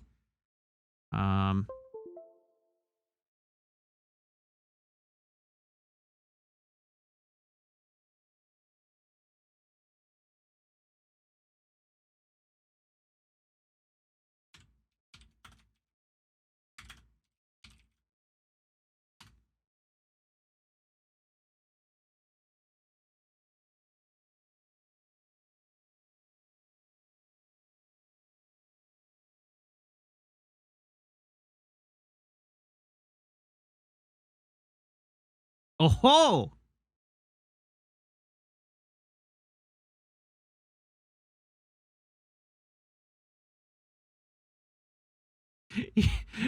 Look at that. I found the very first option. I know there's a lot of us that use Geon GCHD, or that are Eon GCHD Mark II users. But when I go to troubleshoot this online, I'm not sure how clean a wrap-up this issue has. I've got the GC8 Mark II going out via the component port to my TV, and then the HDMI cable going to my Elgato HD60 Pro capture card, which is exactly the setup I have, except that I don't have the component cables. If I monitor the audio while playing, I can notice the audio sync notably drift in OBS.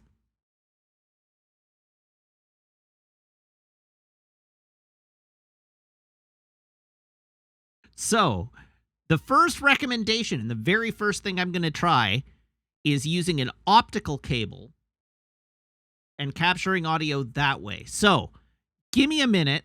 We're going to troubleshoot this live. Let me go track down my audio cable, and we'll give it a whirl. So, everybody, hang tight, and I'm going to send you to a screen. Hold on. I'll be right back.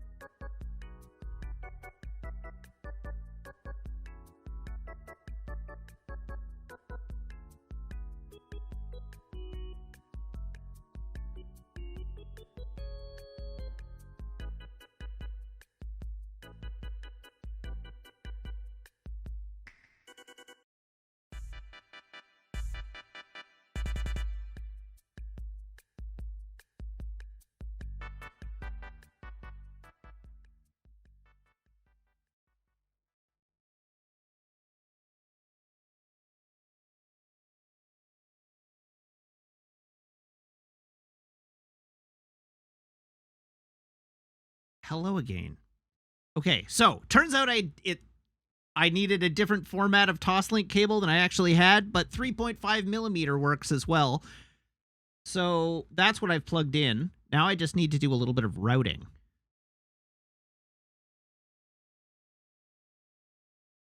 And so I think we want line in. And then I need to make sure that line in is pointed to the right thing.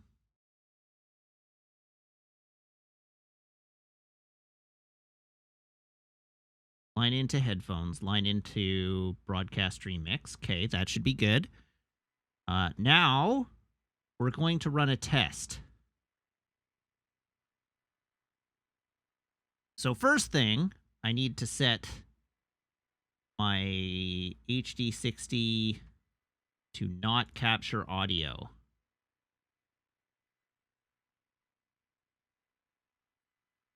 So now that I've done that, whoops, that was the wrong button. Let's try this and see what happens.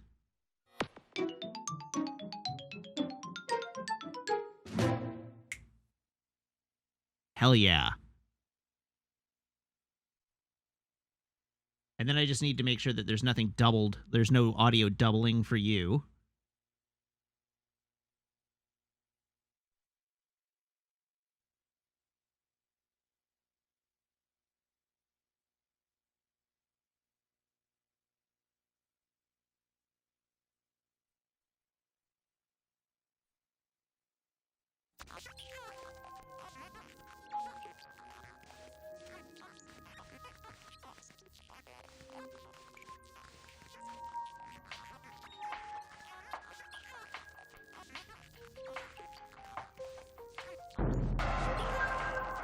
Okay. So far, so good.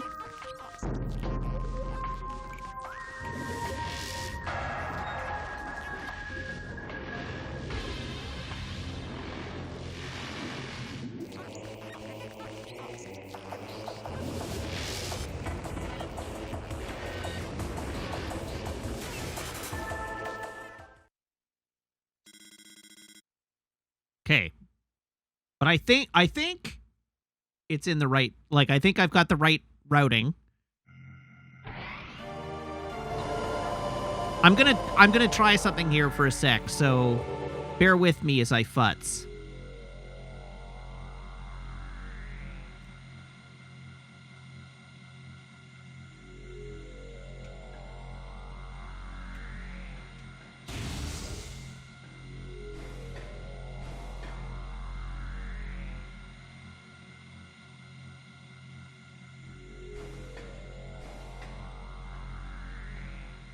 I don't know why it set me back to 4x3 again.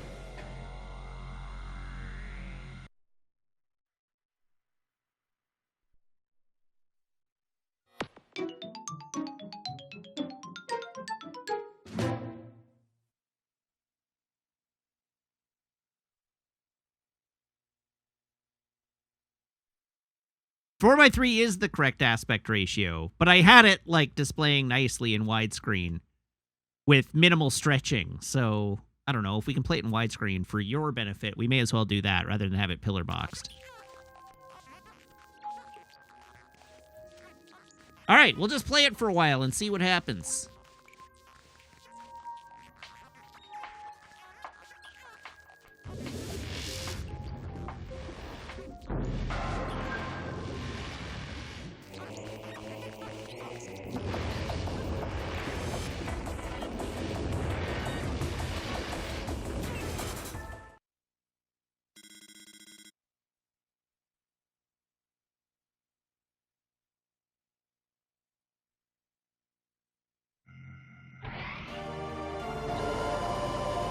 Oh, maybe it is still pillar box. Well, whatever. Doesn't matter. I probably needed to close OBS to get that working. And I don't want to close OBS. All right. We're good. We can move on. There are enemies in this room, though.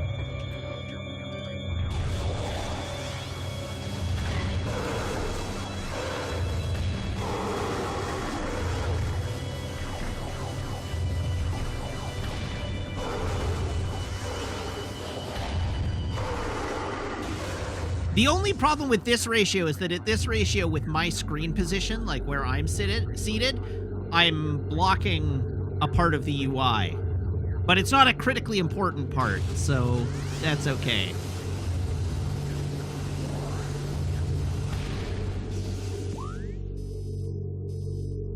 Delete my face. Wow. Jim Cat's getting hostile tonight.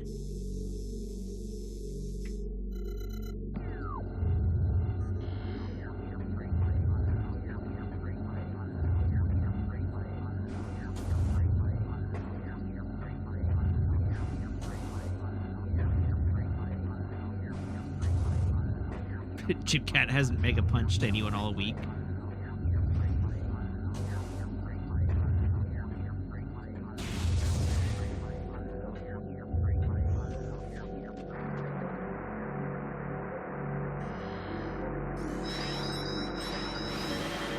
All right, we finally scanned the road. Sentry drones, well-armed and armored security mecha. Sentry drones have limited intelligence, but do their assigned tasks well. Being machines, they are susceptible to electrical attacks. When alerted, drones initiate a security lockdown, then attempt to neutralize the intruder. Their electronic warfare suite can scramble visor technology as well. I assume that was meant to be suite, not suit.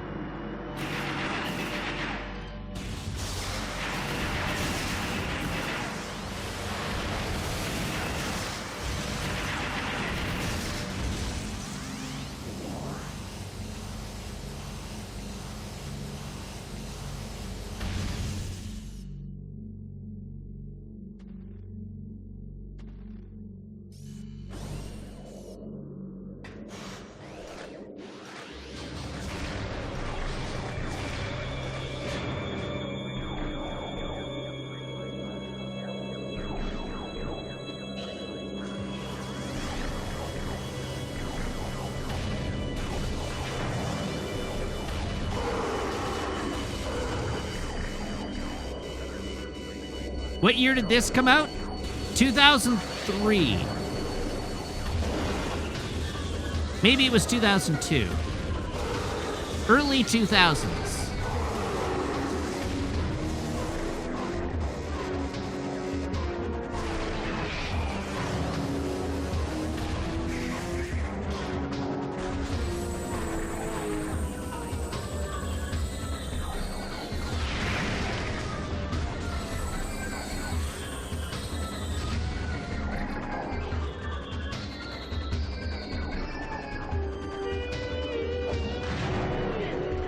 GameCube era. Thanks, Tips.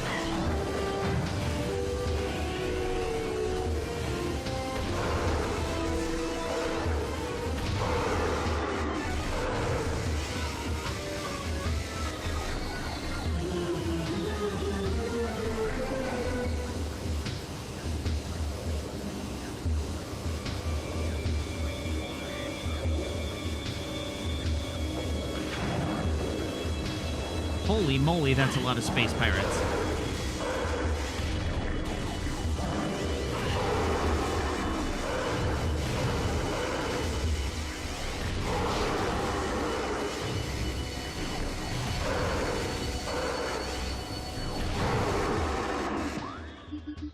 Okay, the quarantine zone apparently has disturbed. There we go. That's where I was headed.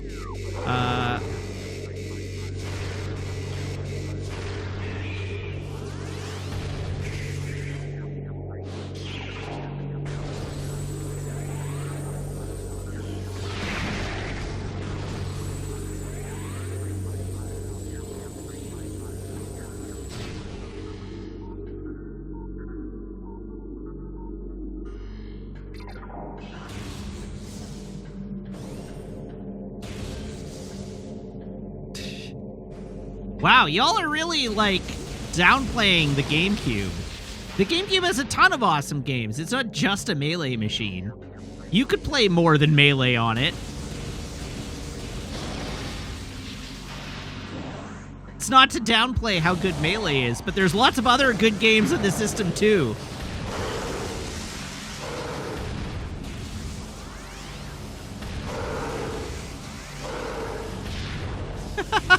I love that we've just proven that the space pirates are too big to fit through the doors.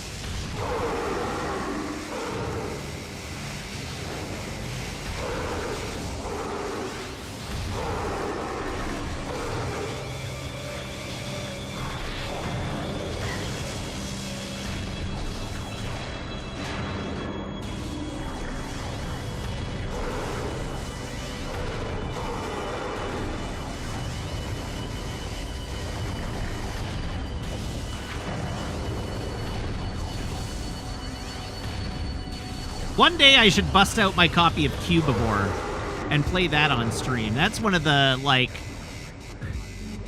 extremely rare gems for this system.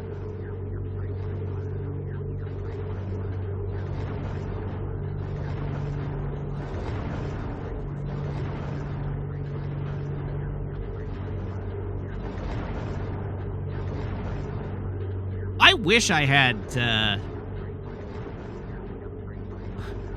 a Game Boy player.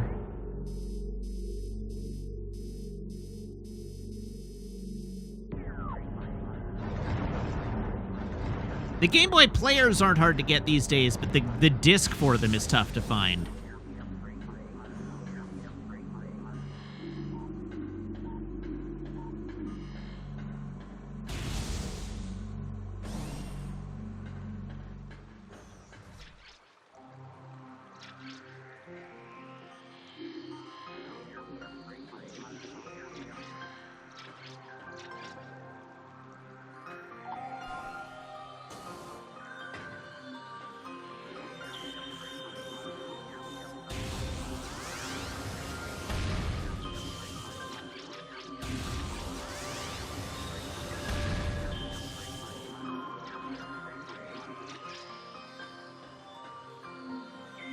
That still seems like it's too far to jump.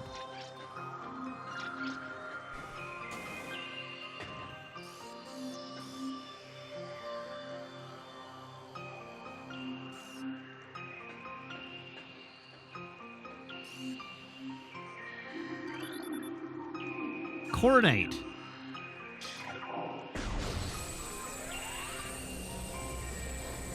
The GameCube had a cable modem even, not just dial-up.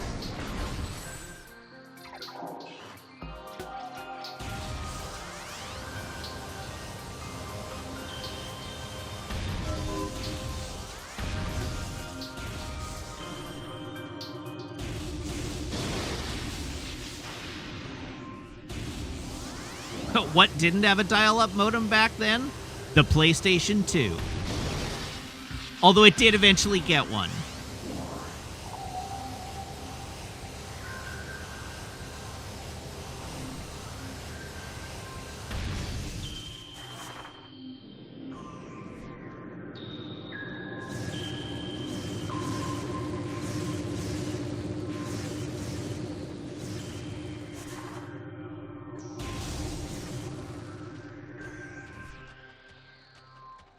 All right, what fresh hell am I going to encounter in this room, do we think?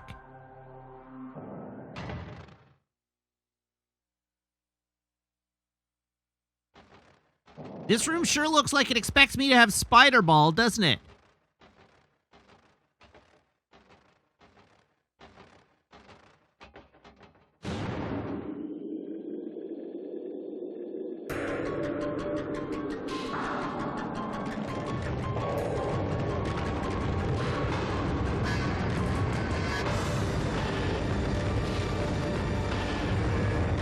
Well, it's time to get rocked.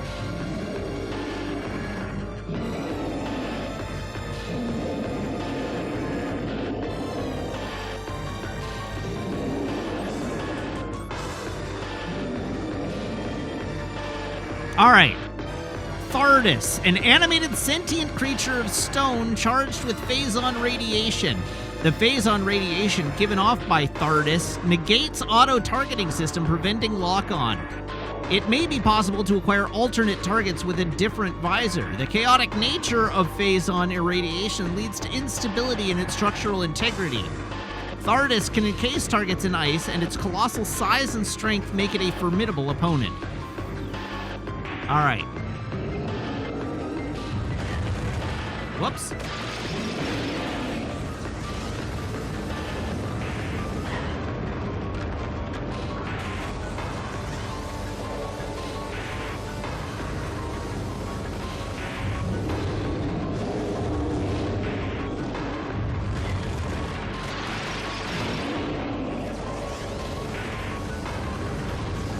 This visor makes it a little challenging to see the attacks that I'm trying to dodge.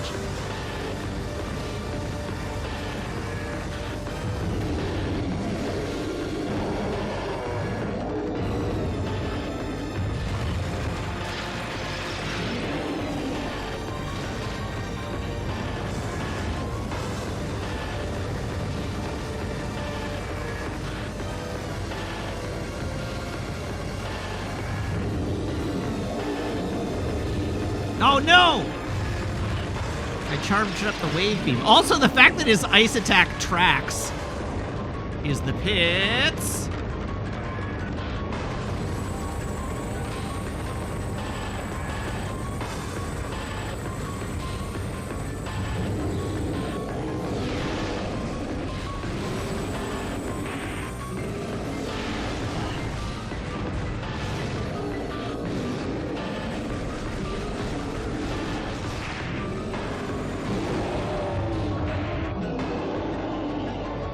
Okay, well, not an amazing start.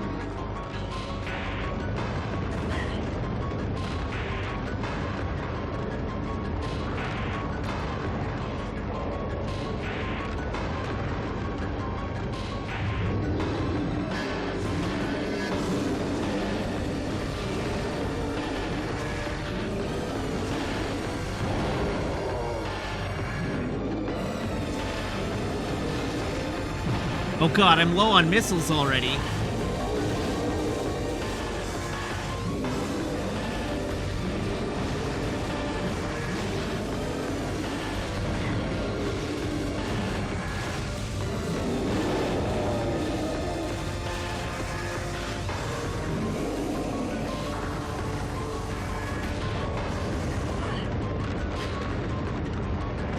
Ah, god damn it.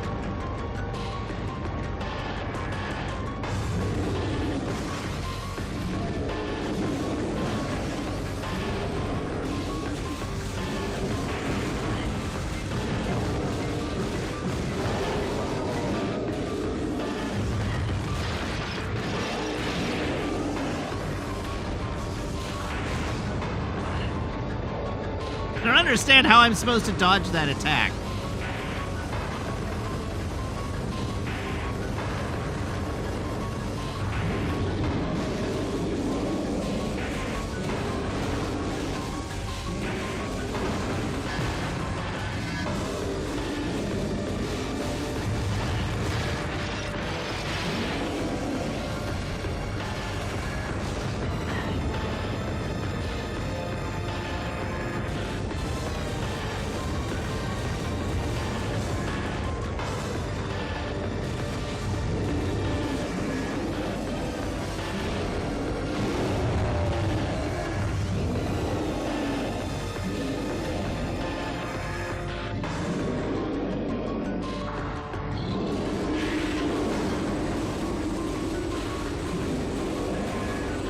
Now what's it doing? Nope, don't like that one bit.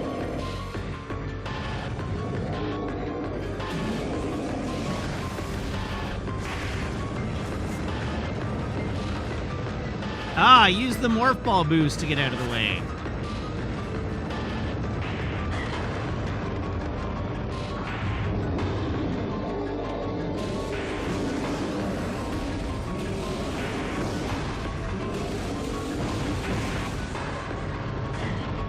Ow.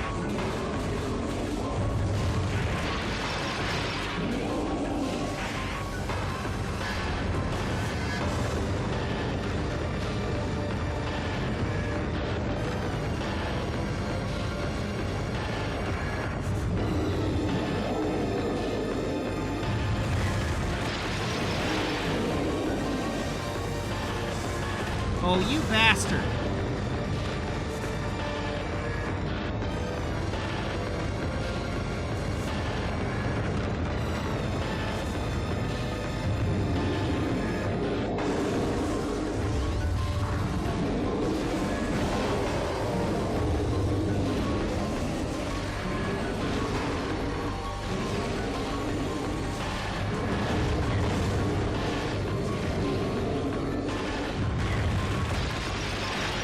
What the hell was that?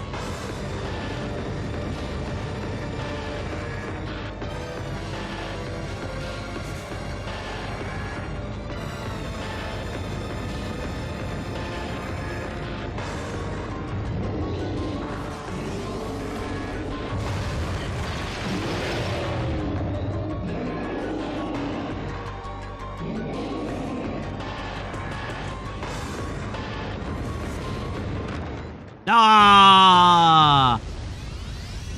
GameHawk, thank you very much for the resub now for 7 months.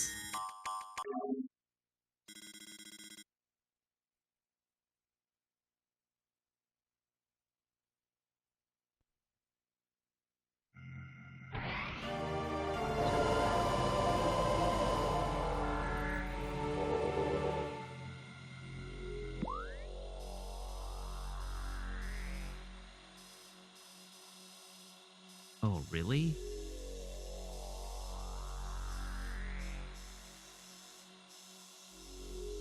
Boy, that's a bit of a hike, isn't it?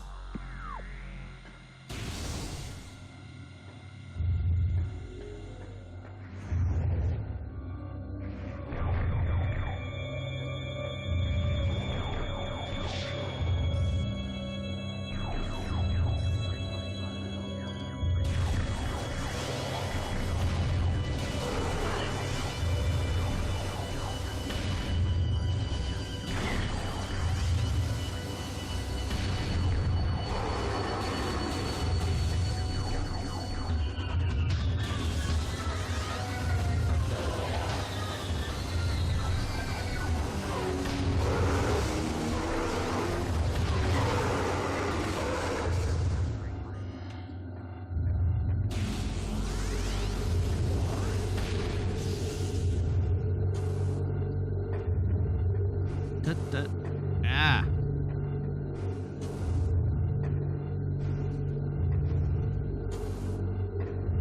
Oh, GameHawk, if you're new to the Metroid games, they are super fun. Highly recommended.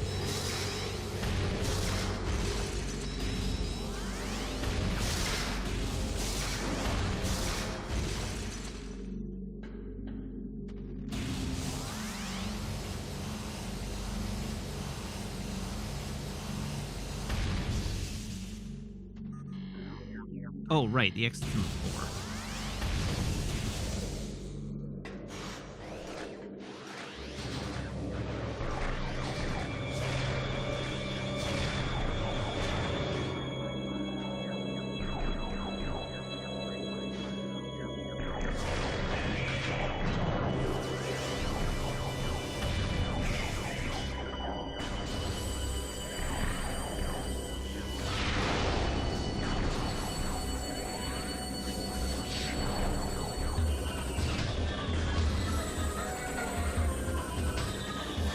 Oh my god.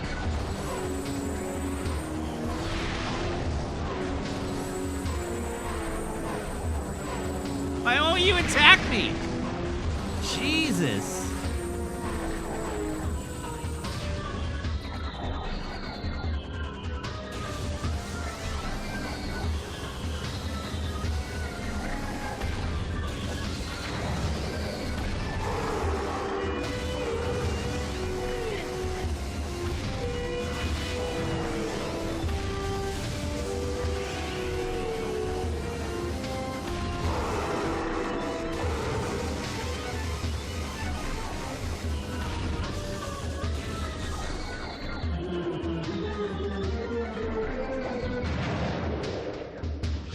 Now there's 70 trillion space pirates downstairs, aren't there? All right. Marknut, thank you very much for tuning in. Have a good night.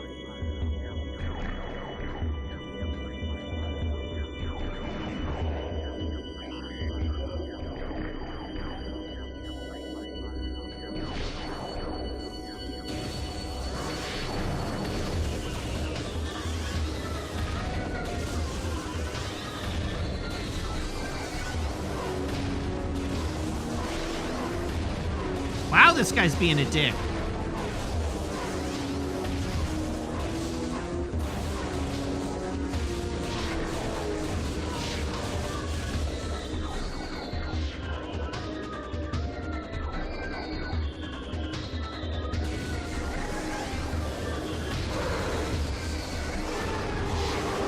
This was originally GameCube, yes, and that is in fact what I'm playing it on.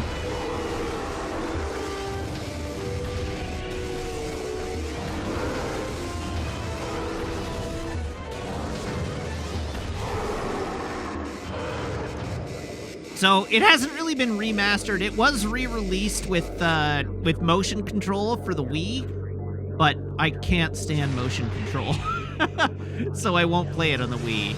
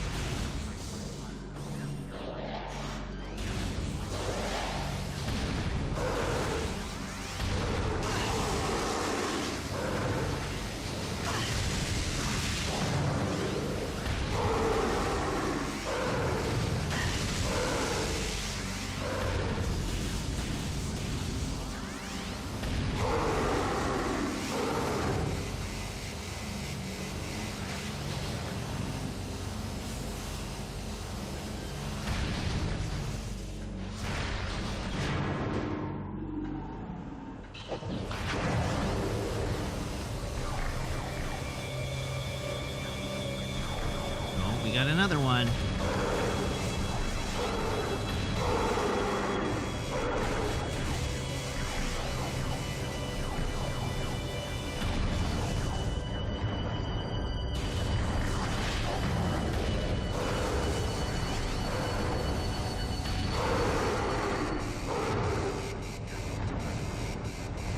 Are you gonna give me a treat?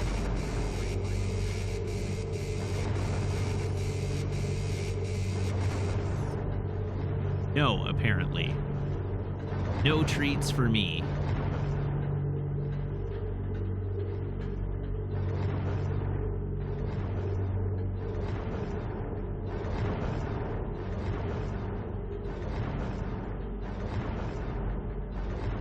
This wasn't a save room, was it? No, if it had been a save room, it would have an S on it to tell me it was a save room, right? This was a map room.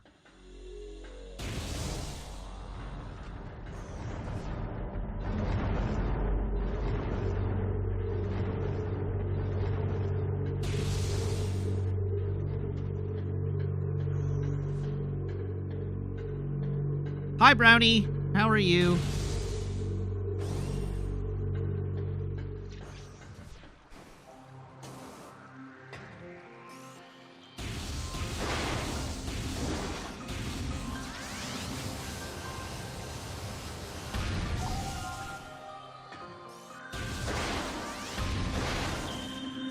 Why are you giving me missiles when I'm full?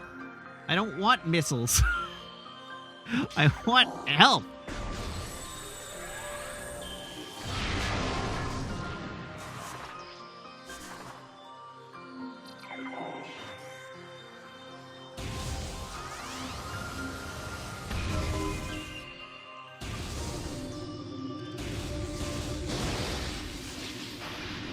Yeah, like that.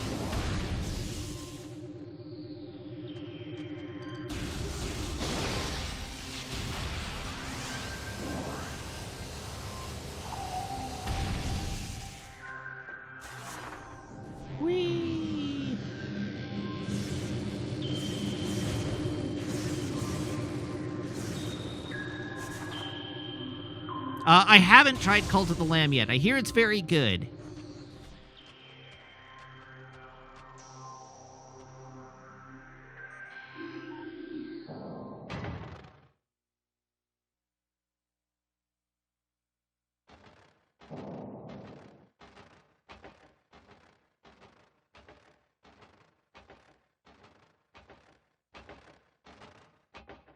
Okay, let's get in a fight, shall we?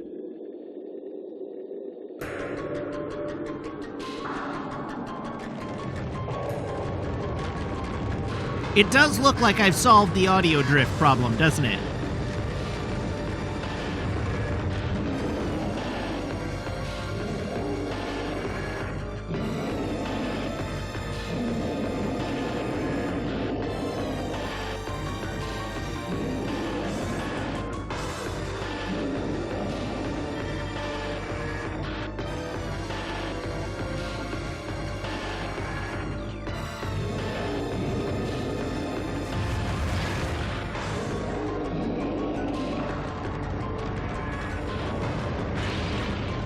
Wow, that was a dick move.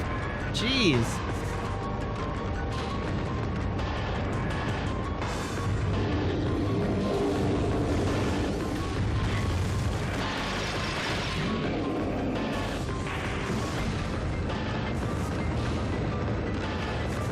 Man, I'm so bad at that.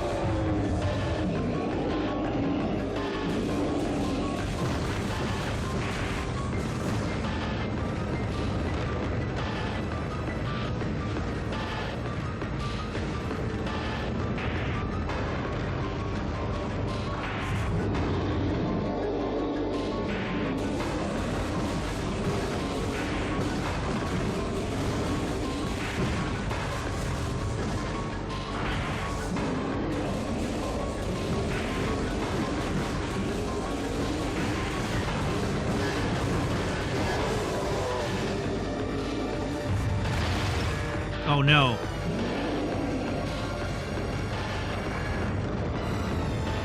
Ah!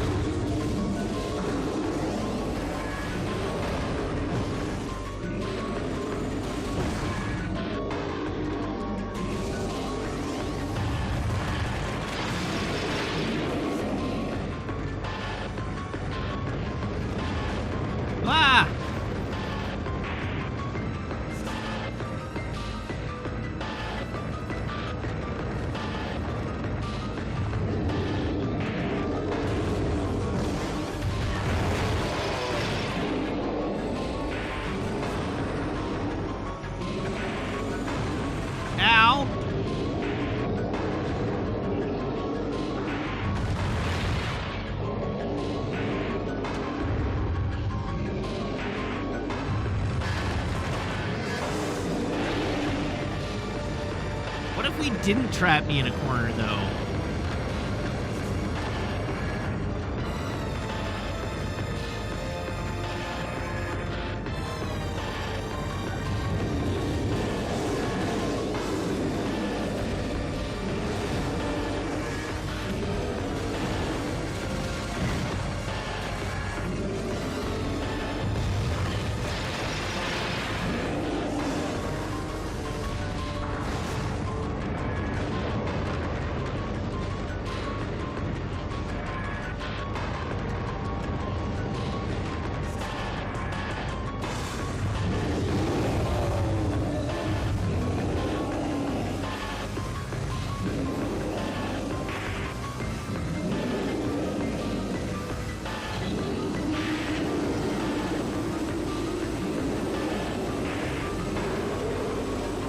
Okay, he's just really pissed off.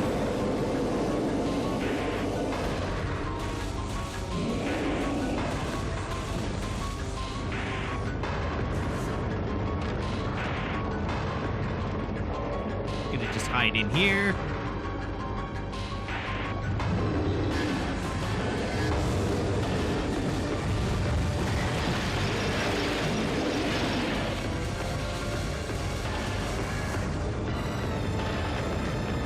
Oh, come on.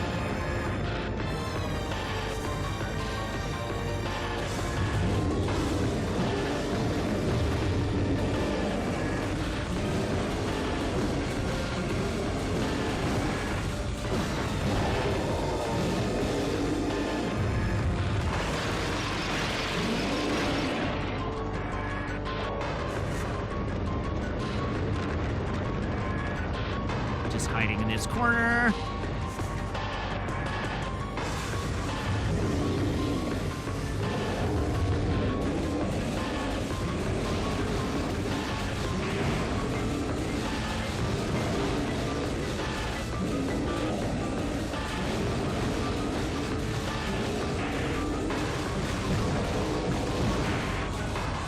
Whoops.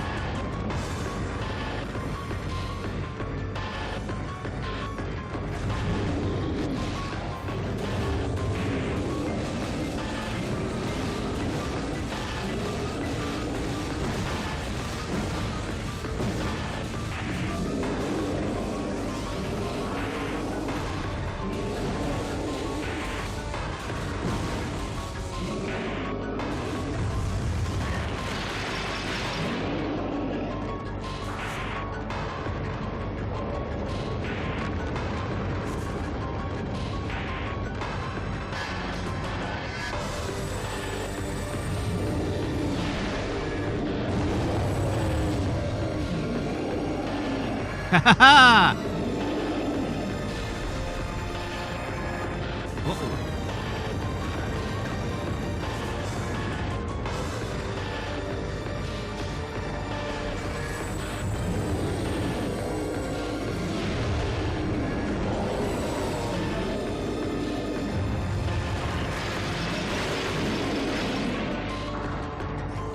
This is absolutely peak gaming. But the corner of safety is a good friend.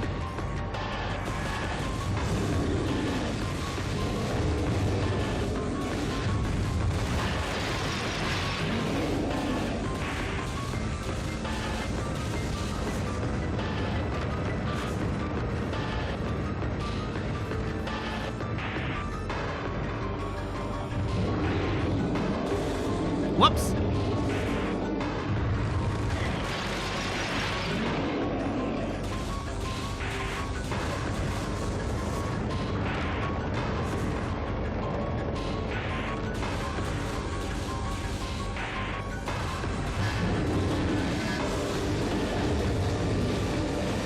I've done tons of damage. It's just impossible to tell because his UI is white against white.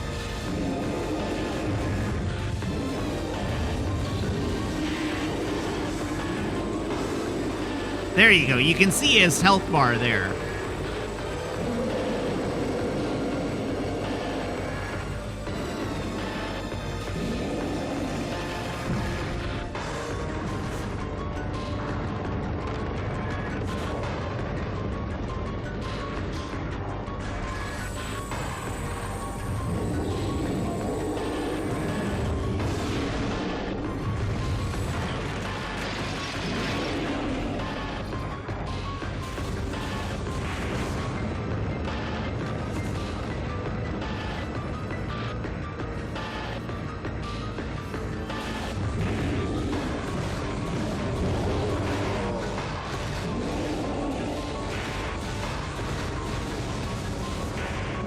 There we go. The snowstorm is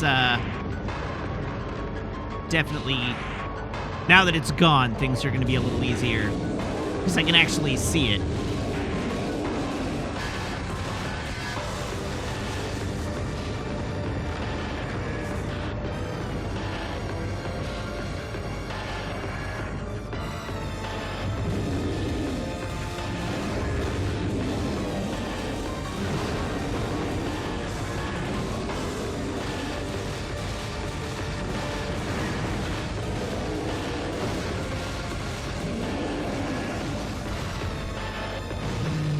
Got it.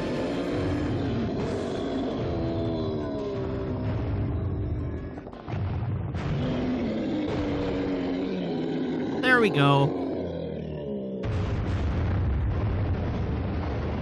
Who needs to boost ball when you can just tuck yourself in a corner?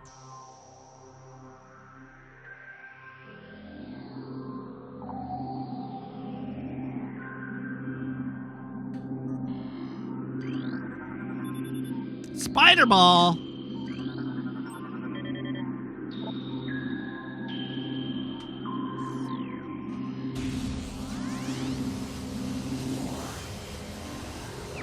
Don't mind if I do.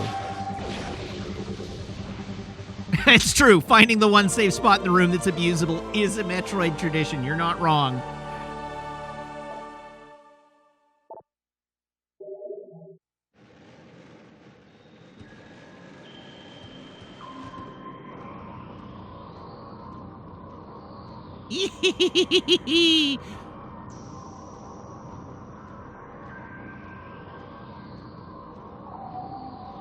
I'm a spider.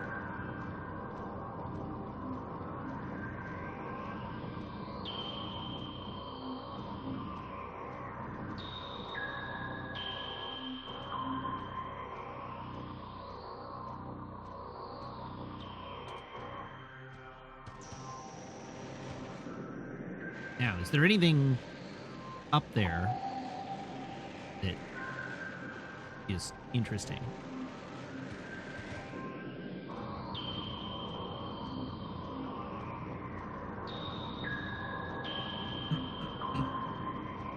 Would this have made getting that missile upgrade earlier easier? No, because that wasn't a spider ball track. That was just a narrow platform that I had to roll along.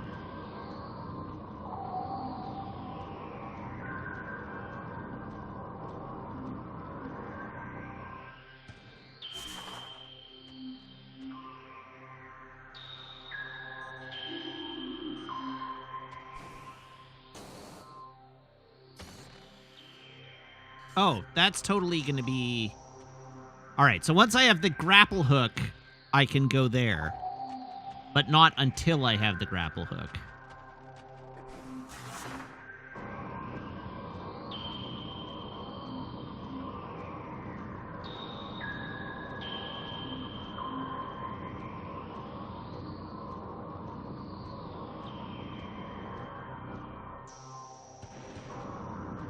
Here we go. Where's this? Oh, not the way I wanted to go. Oops.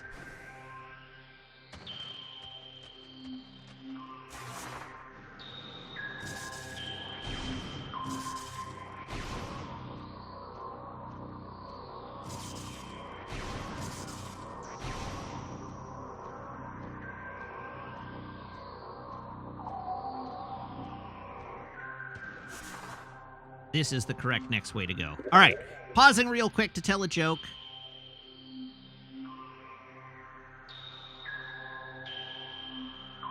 What does the pirate think happens at the end of time?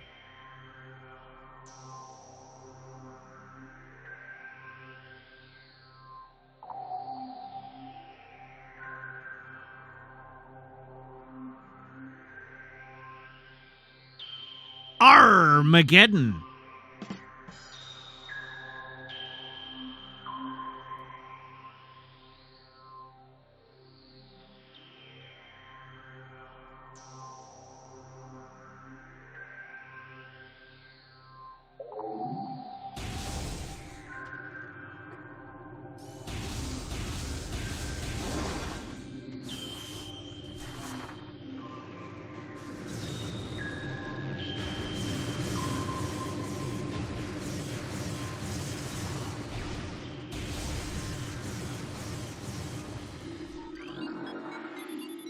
So this is another elevator to Magmoor, but there's clearly a spider ball track over here, but it goes up to a white door. So I don't think that does me any good, yeah. No dice.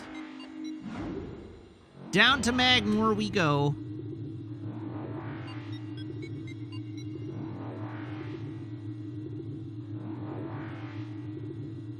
Beep, boop, boop, beep, beep.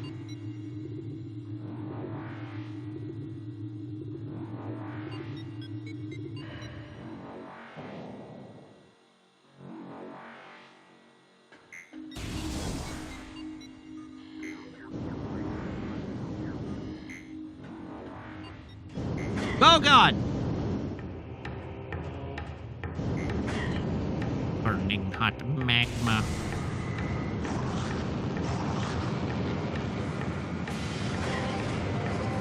All right, you know what?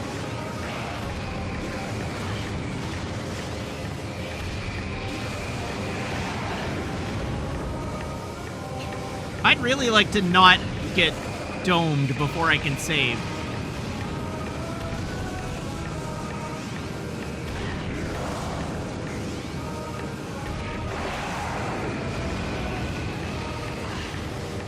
There, we got a full-blown face reflection.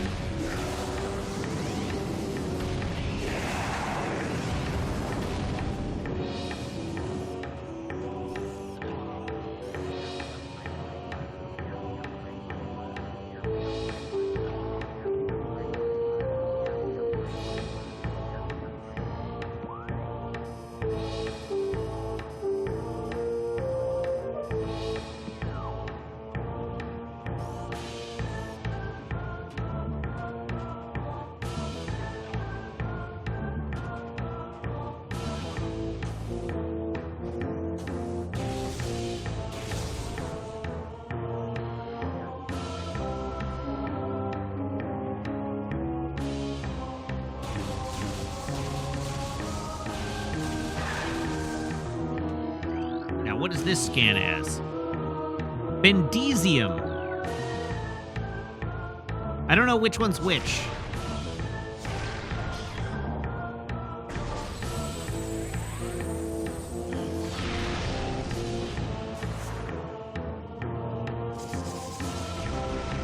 Yes, Bendesium nuts indeed.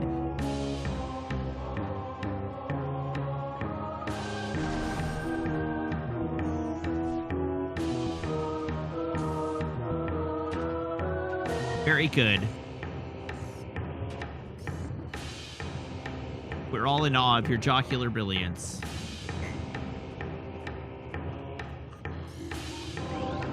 What does that say? This machine is functional, but it is currently not receiving power.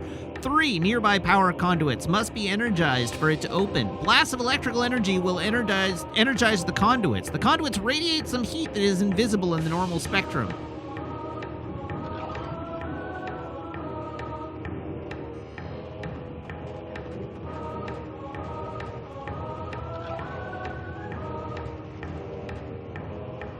Ooh.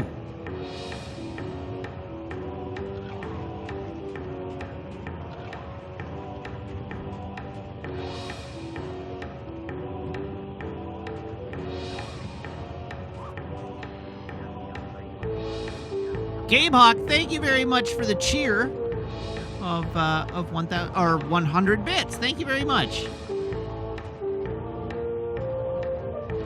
Orc indeed.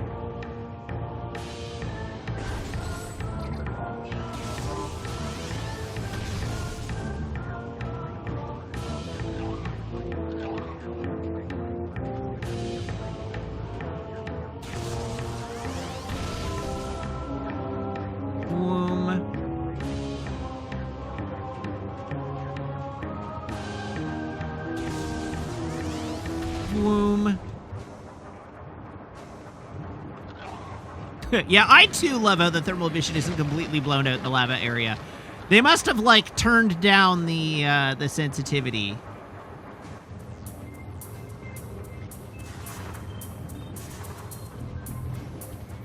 All right, which door had the energy tank? Purple. So it's... Oh, but purple's still hot.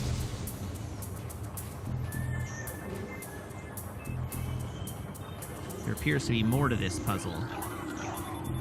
North channel door sealed. East channel door sealed. But this channel door is open.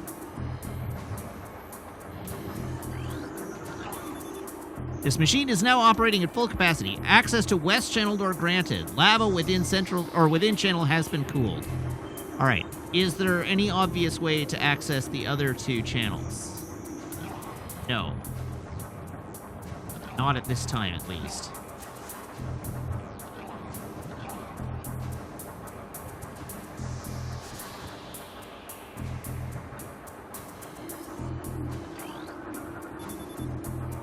Access to east channel door granted. Lava within channel has been cooled.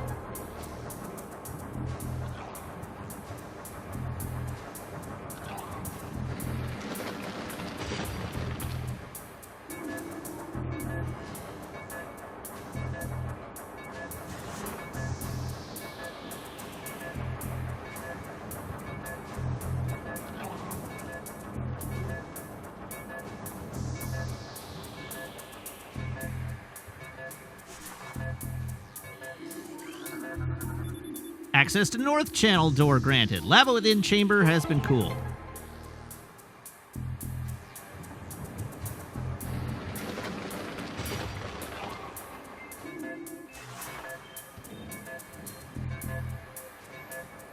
Gotta go fast.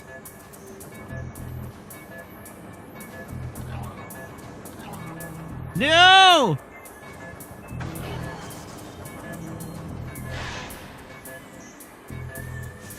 There we go.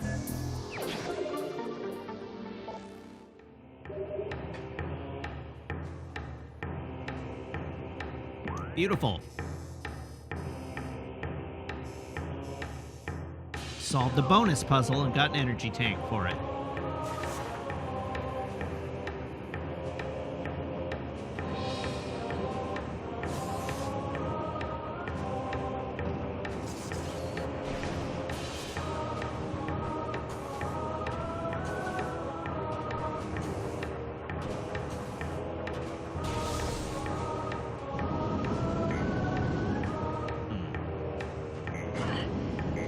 Try and avoid getting flame thrown. Somewhat unsuccessfully, it would seem. Oh, wait. Hold up.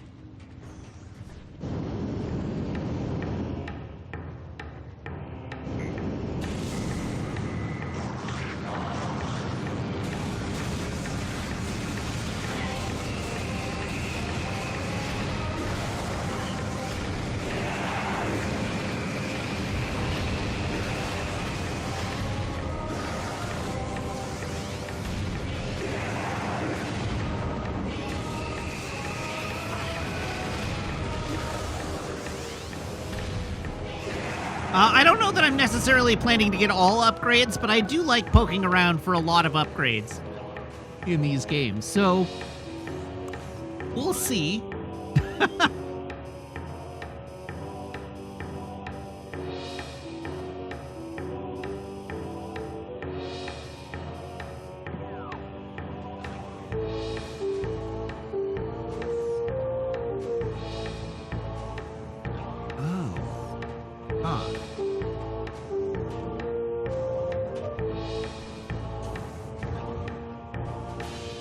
Right, I've been up there already.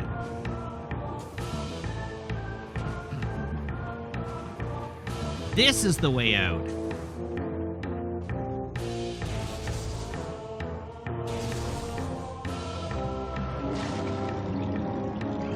It's true. I do enjoy having a robust collection of upgrades.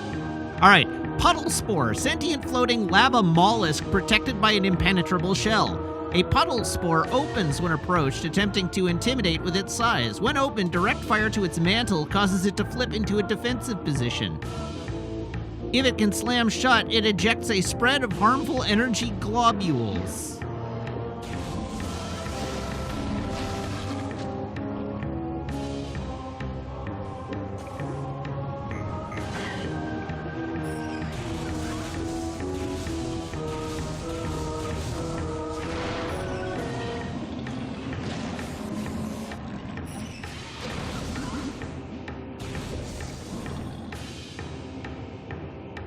Powerful energy globules.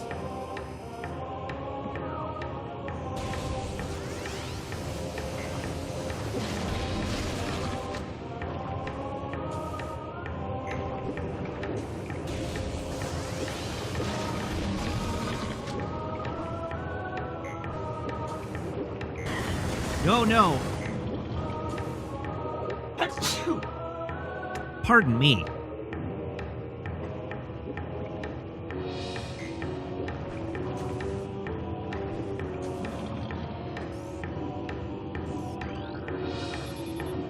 Rotating lift platforms are in working order.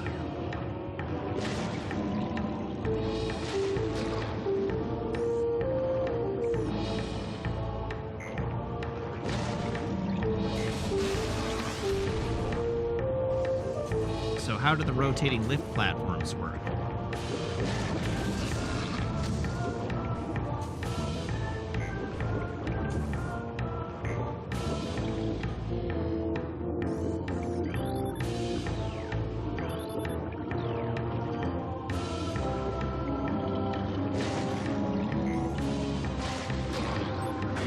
Ah, it's a grapple hook thing.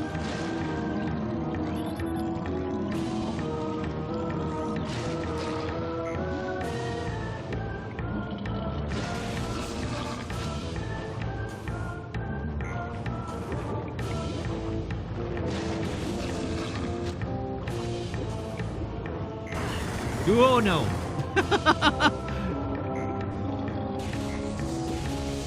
I'm still desperately in need of a save point.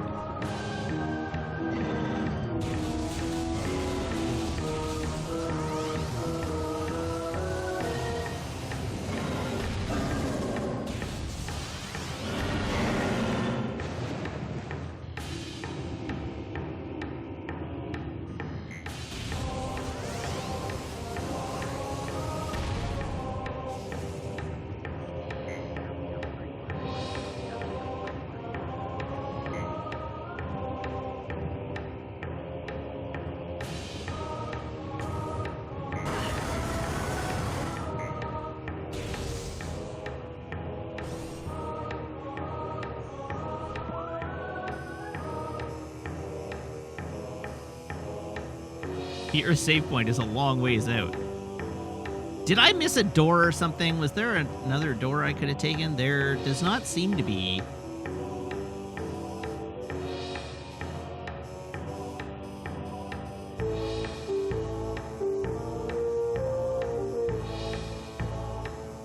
Good grief.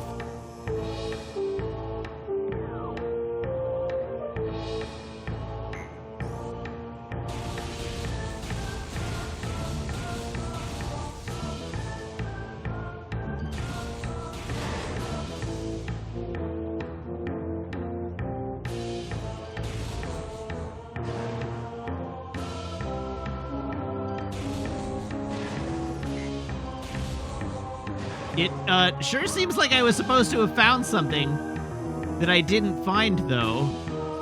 Oh, I did miss a door. No, I didn't miss a door. What the hell?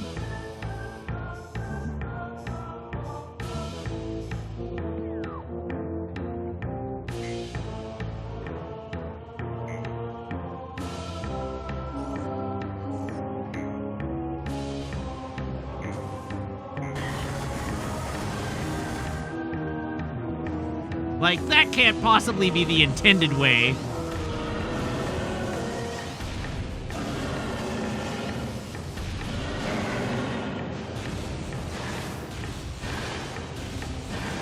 Wait, do I have the grapple beam already?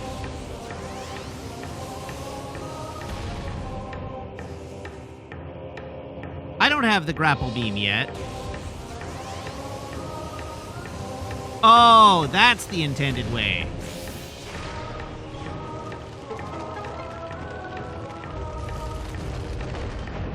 That's the trick.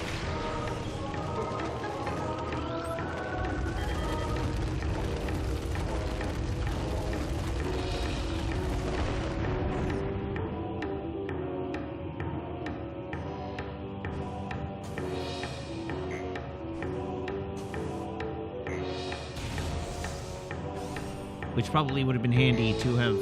Yeah, there we go. I'm very smart.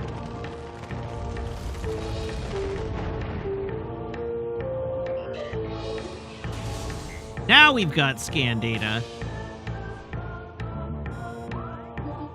Abnormally low temperatures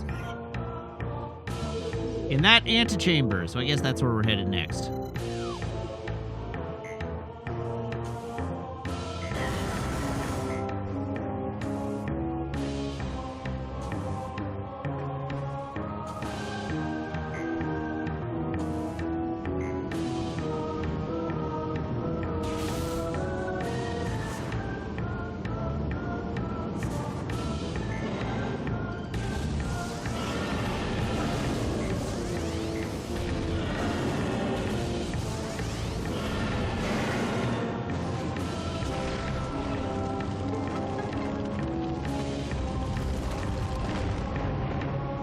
Listen, you absolutely cannot make me look up.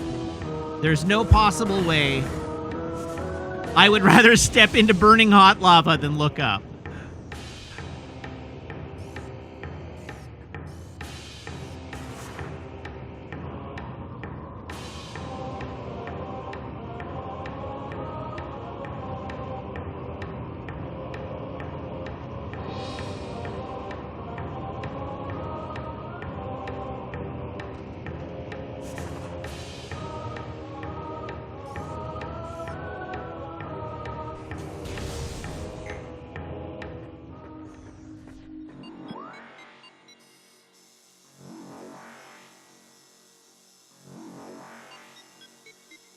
Okay, we're still super short on save rooms, but maybe I'm headed back to my ship.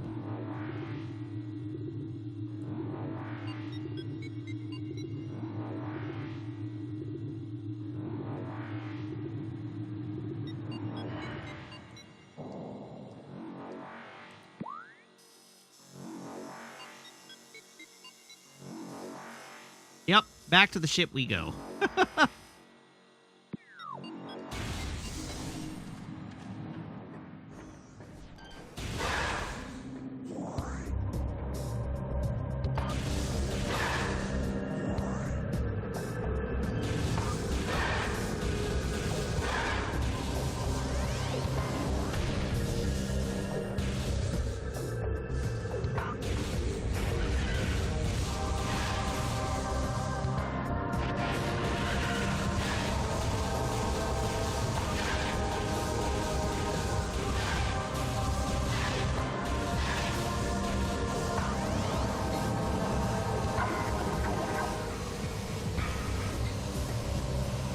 Okay, so I hadn't noticed previously, but it looks like this room is actually a ramp. Oh, maybe I had noticed previously. Oh, I totally had noticed previously.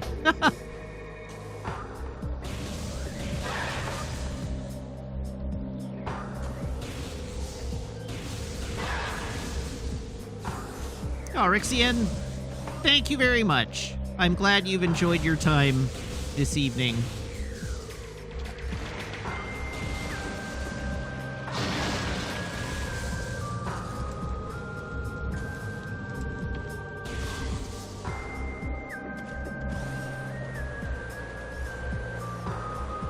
How far do I have to go to get to my ship? Okay, either door on this side of the room.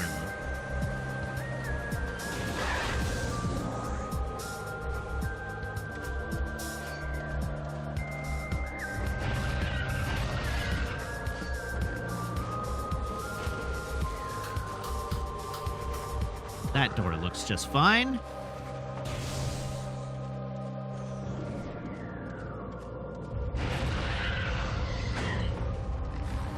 I have to fight a billion dudes.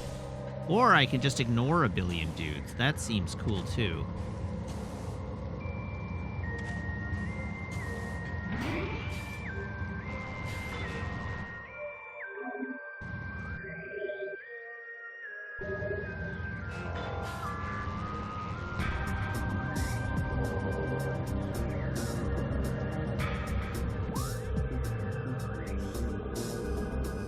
All right, does anybody remember where I'm going? Has anybody seen where we parked?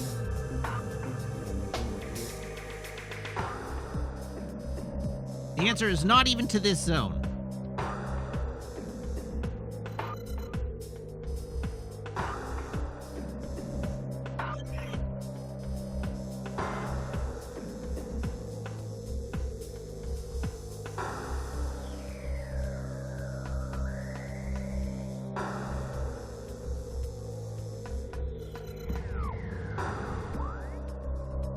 Okay, which elevator was that?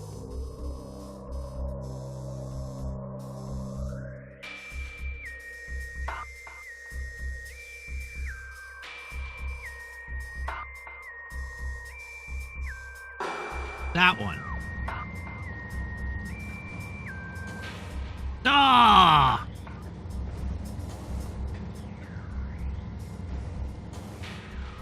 There we go.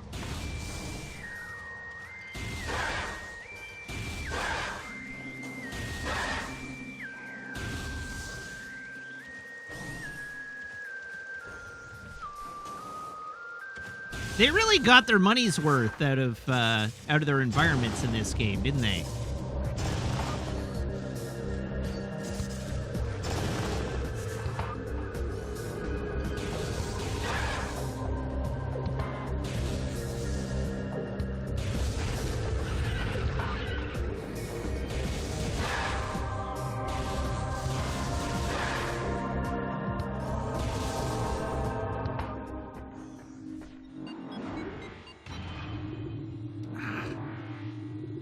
An itch.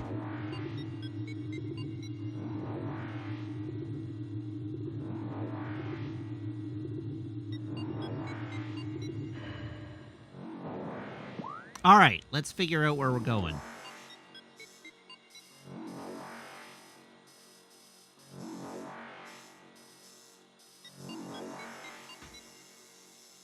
That away. And it looks like to go that way, I'm going to need an ice beam. So somewhere along the route, I'm expected to find an ice beam. So it'll either be through here, because I do have the wave beam, or through there, because I do have the wave beam. So let's go to this one first.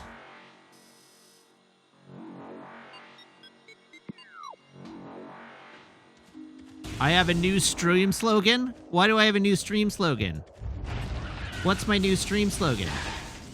I neither commissioned nor approved this.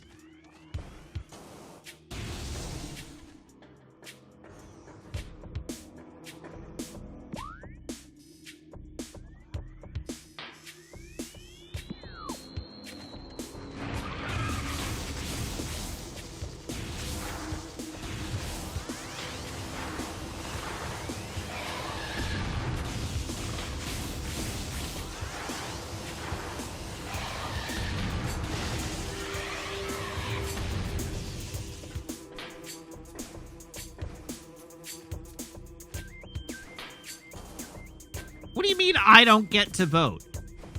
It's my stream. I'm the only vote that counts.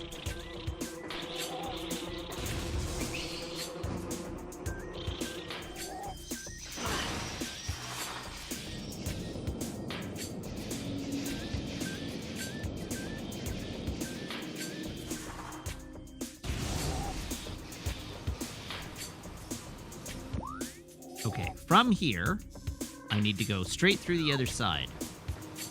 So we're going this way.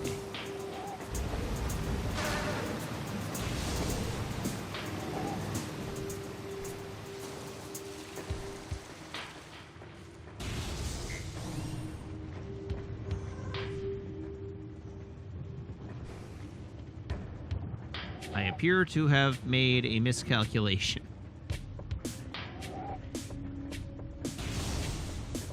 Back we go.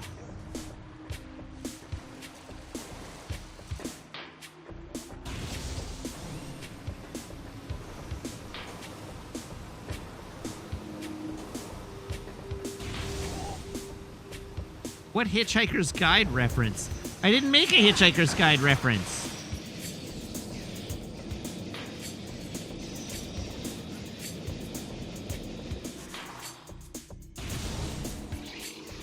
At least I didn't intend to make a Hitchhiker's Guide reference.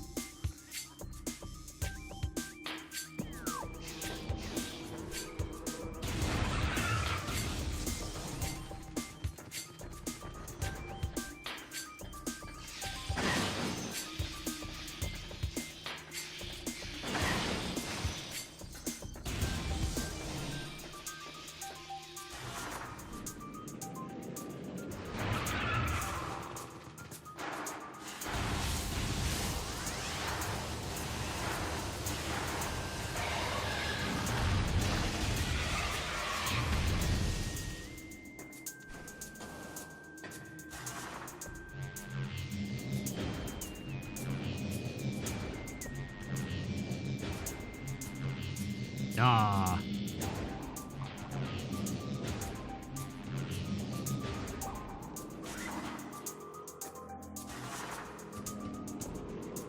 Ooh, a treat.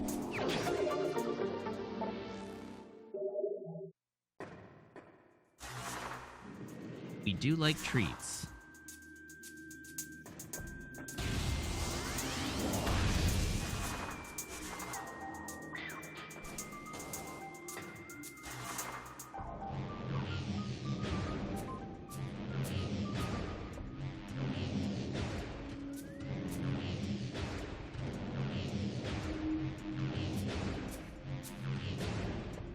Ah!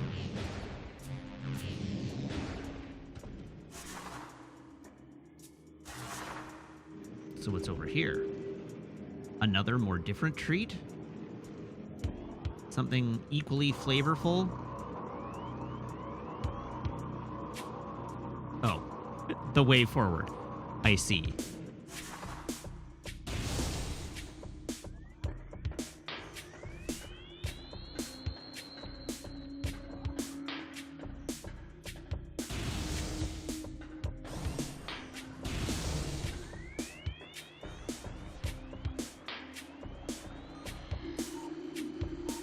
Anything interesting in this room?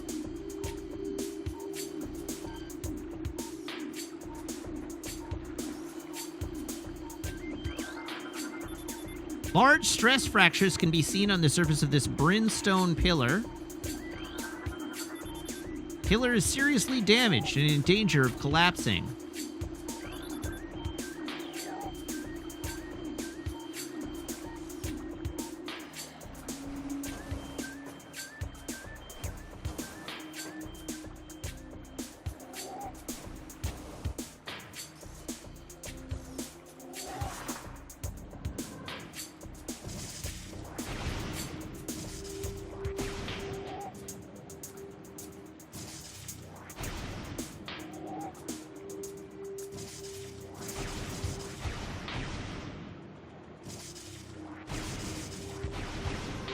Ah!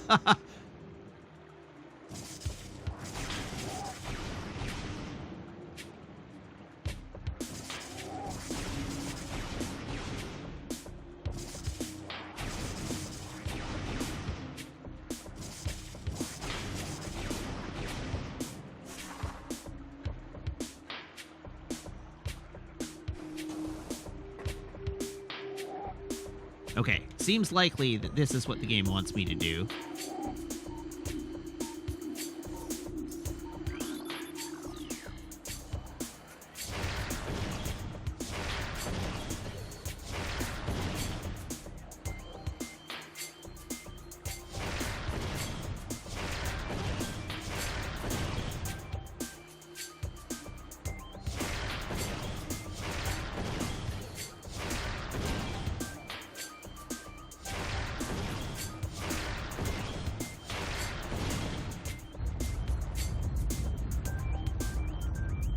Ooh, a power-up.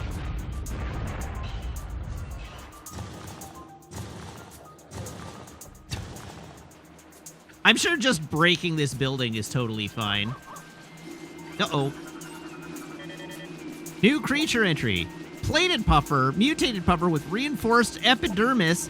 Phazon exposures created a mutant strain of puffers on Talon 4. They have developed plated skin, making them harder to burst. Concussive weapons can still do the job, however. The gas within the plated puffer is just as deadly as that within their cousins. Great. Ow! Wow. Rude. Uncalled for.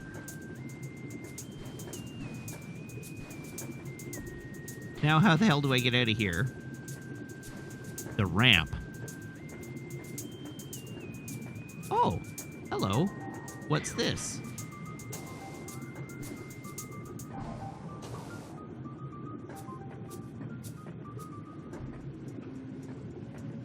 All right, well, Ohio Mayuria, thank you very much for the resub. Now for 3 months, saying, I guess it's Myreya is what I have to keep reminding myself. Thank you very much. That will offset some portion of the bazillion toys we bought today.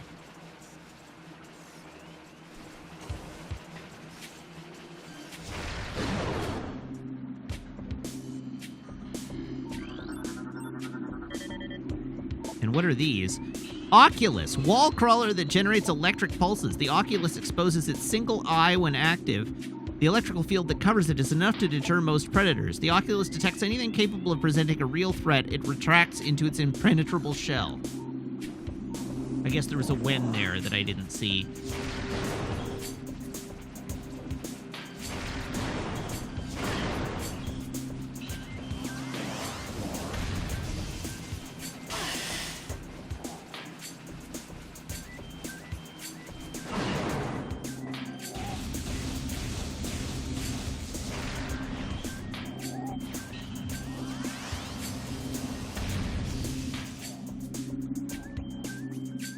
Huh.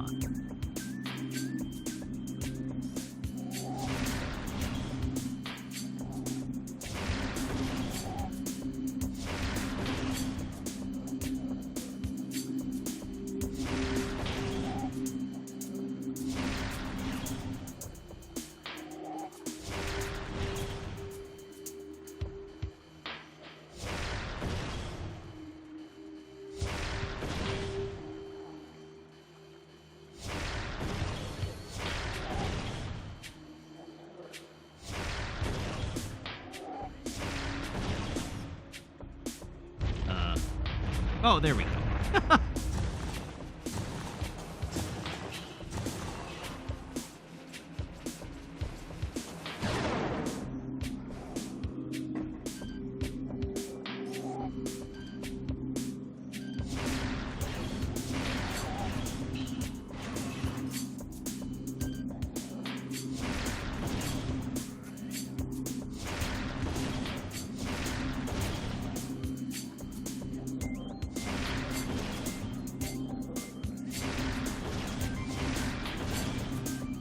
Running low on missiles. This is bad.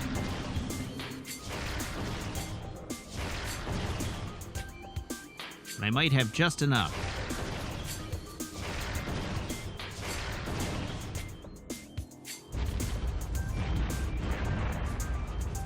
I'm impressed by the structural integrity of this building.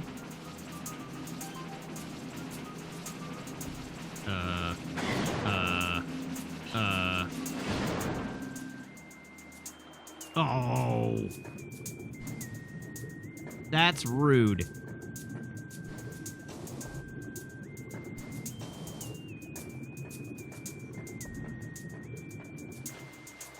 The barking dog is such a good emote.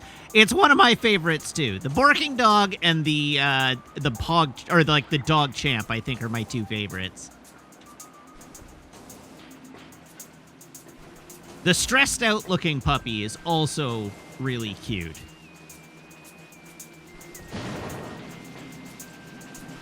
I like that one a lot too.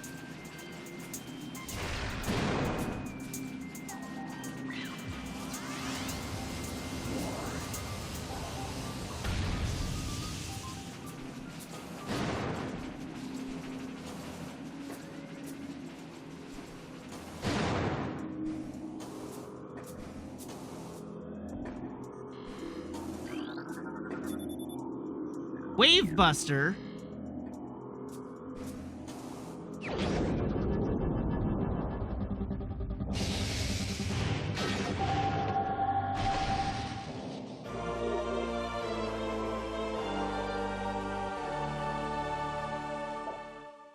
This powerful attack uses missiles while active. Using the wave beam, press and hold A to charge, then press Y to fire. Hold A for continuous fire. That was not the ability I expected we would find here.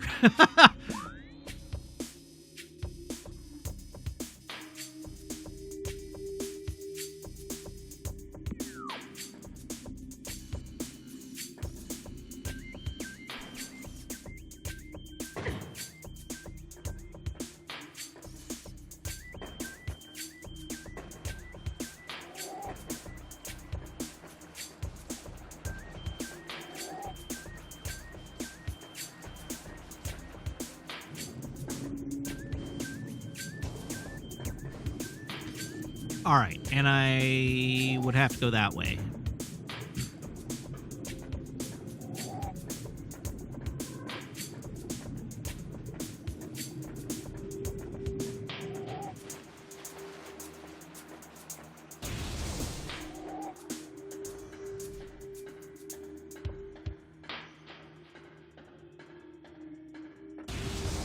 All right, well, I guess, in fact, the actual place I was supposed to go was in the direction I was supposed to go. Who knew?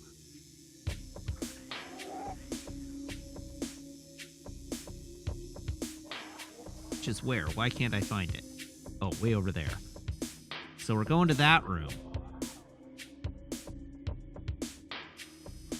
The fact that that room has an ice beam door remains very troubling to me.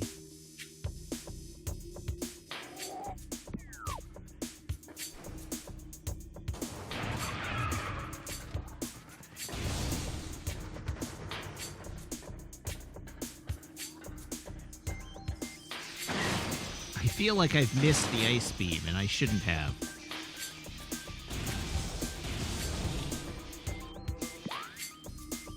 Okay, am I going straight through? Yes.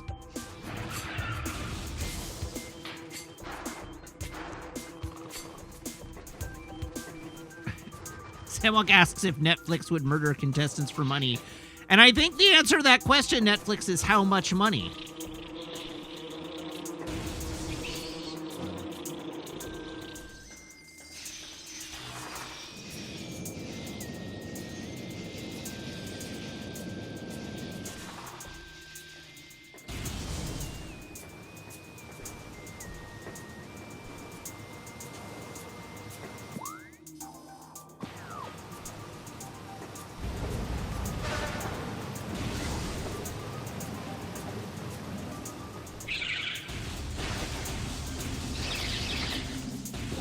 Hey, missiles again. Hooray.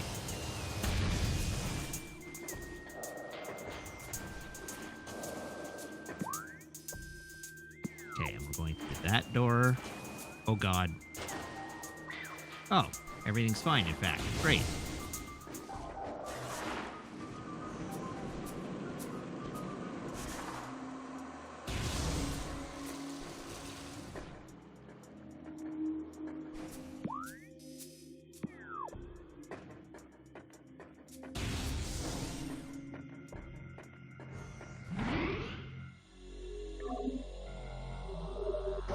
subscribe, and then let's see what the Wave Buster does. I don't actually know how the Wave Buster works.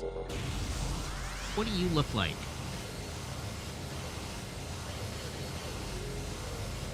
Does anybody remember how I use the Wave Buster? Oh, I don't have enough missiles. I see. Alrighty, well, that's it for the stream for this evening. That's time. It's after 10 o'clock now. So thank you very much, everybody, for tuning in. Thank you to everybody who subscribes, everybody who follows, everybody who cheers, everybody who chats, and everybody who hangs out and lurks. It's a genuine thrill to stream for you, and I hope you have as much fun watching as I do playing. I will be back tomorrow, same mad time, same mad channel, here on twitch.tv/Wiggins, 6:30 p.m. Pacific Daylight Time, playing more Metroid Prime, now with solved audio problems. And, yeah, we'll continue from where we left off. In the meantime, you can follow me on Twitter, twitter.com/Matt_LRR. You can check out my VODs on my YouTube channel, which I've linked for you in chat. I have a Discord server, which you can join if you're a subscriber by making sure your Twitch account and Discord account are linked in Discord's back end, where my server will appear to you as if by magic among your linked server. And I have a TikTok. You should follow me on TikTok. You should like my TikTok videos. Help me game the algorithm and become TikTok's most famous creator. I'd appreciate it. You'd appreciate it. We'd all appreciate it. So please help. Please clap. All right. It's Saturday. That means Kathleen is streaming, presumably. So let's fire off a raid. And indeed, Kathleen is streaming. So let's fire off a raid. Everybody hop aboard this raid train, and I will be back here tomorrow. So until then, so long. Have a great night. And, goodbye.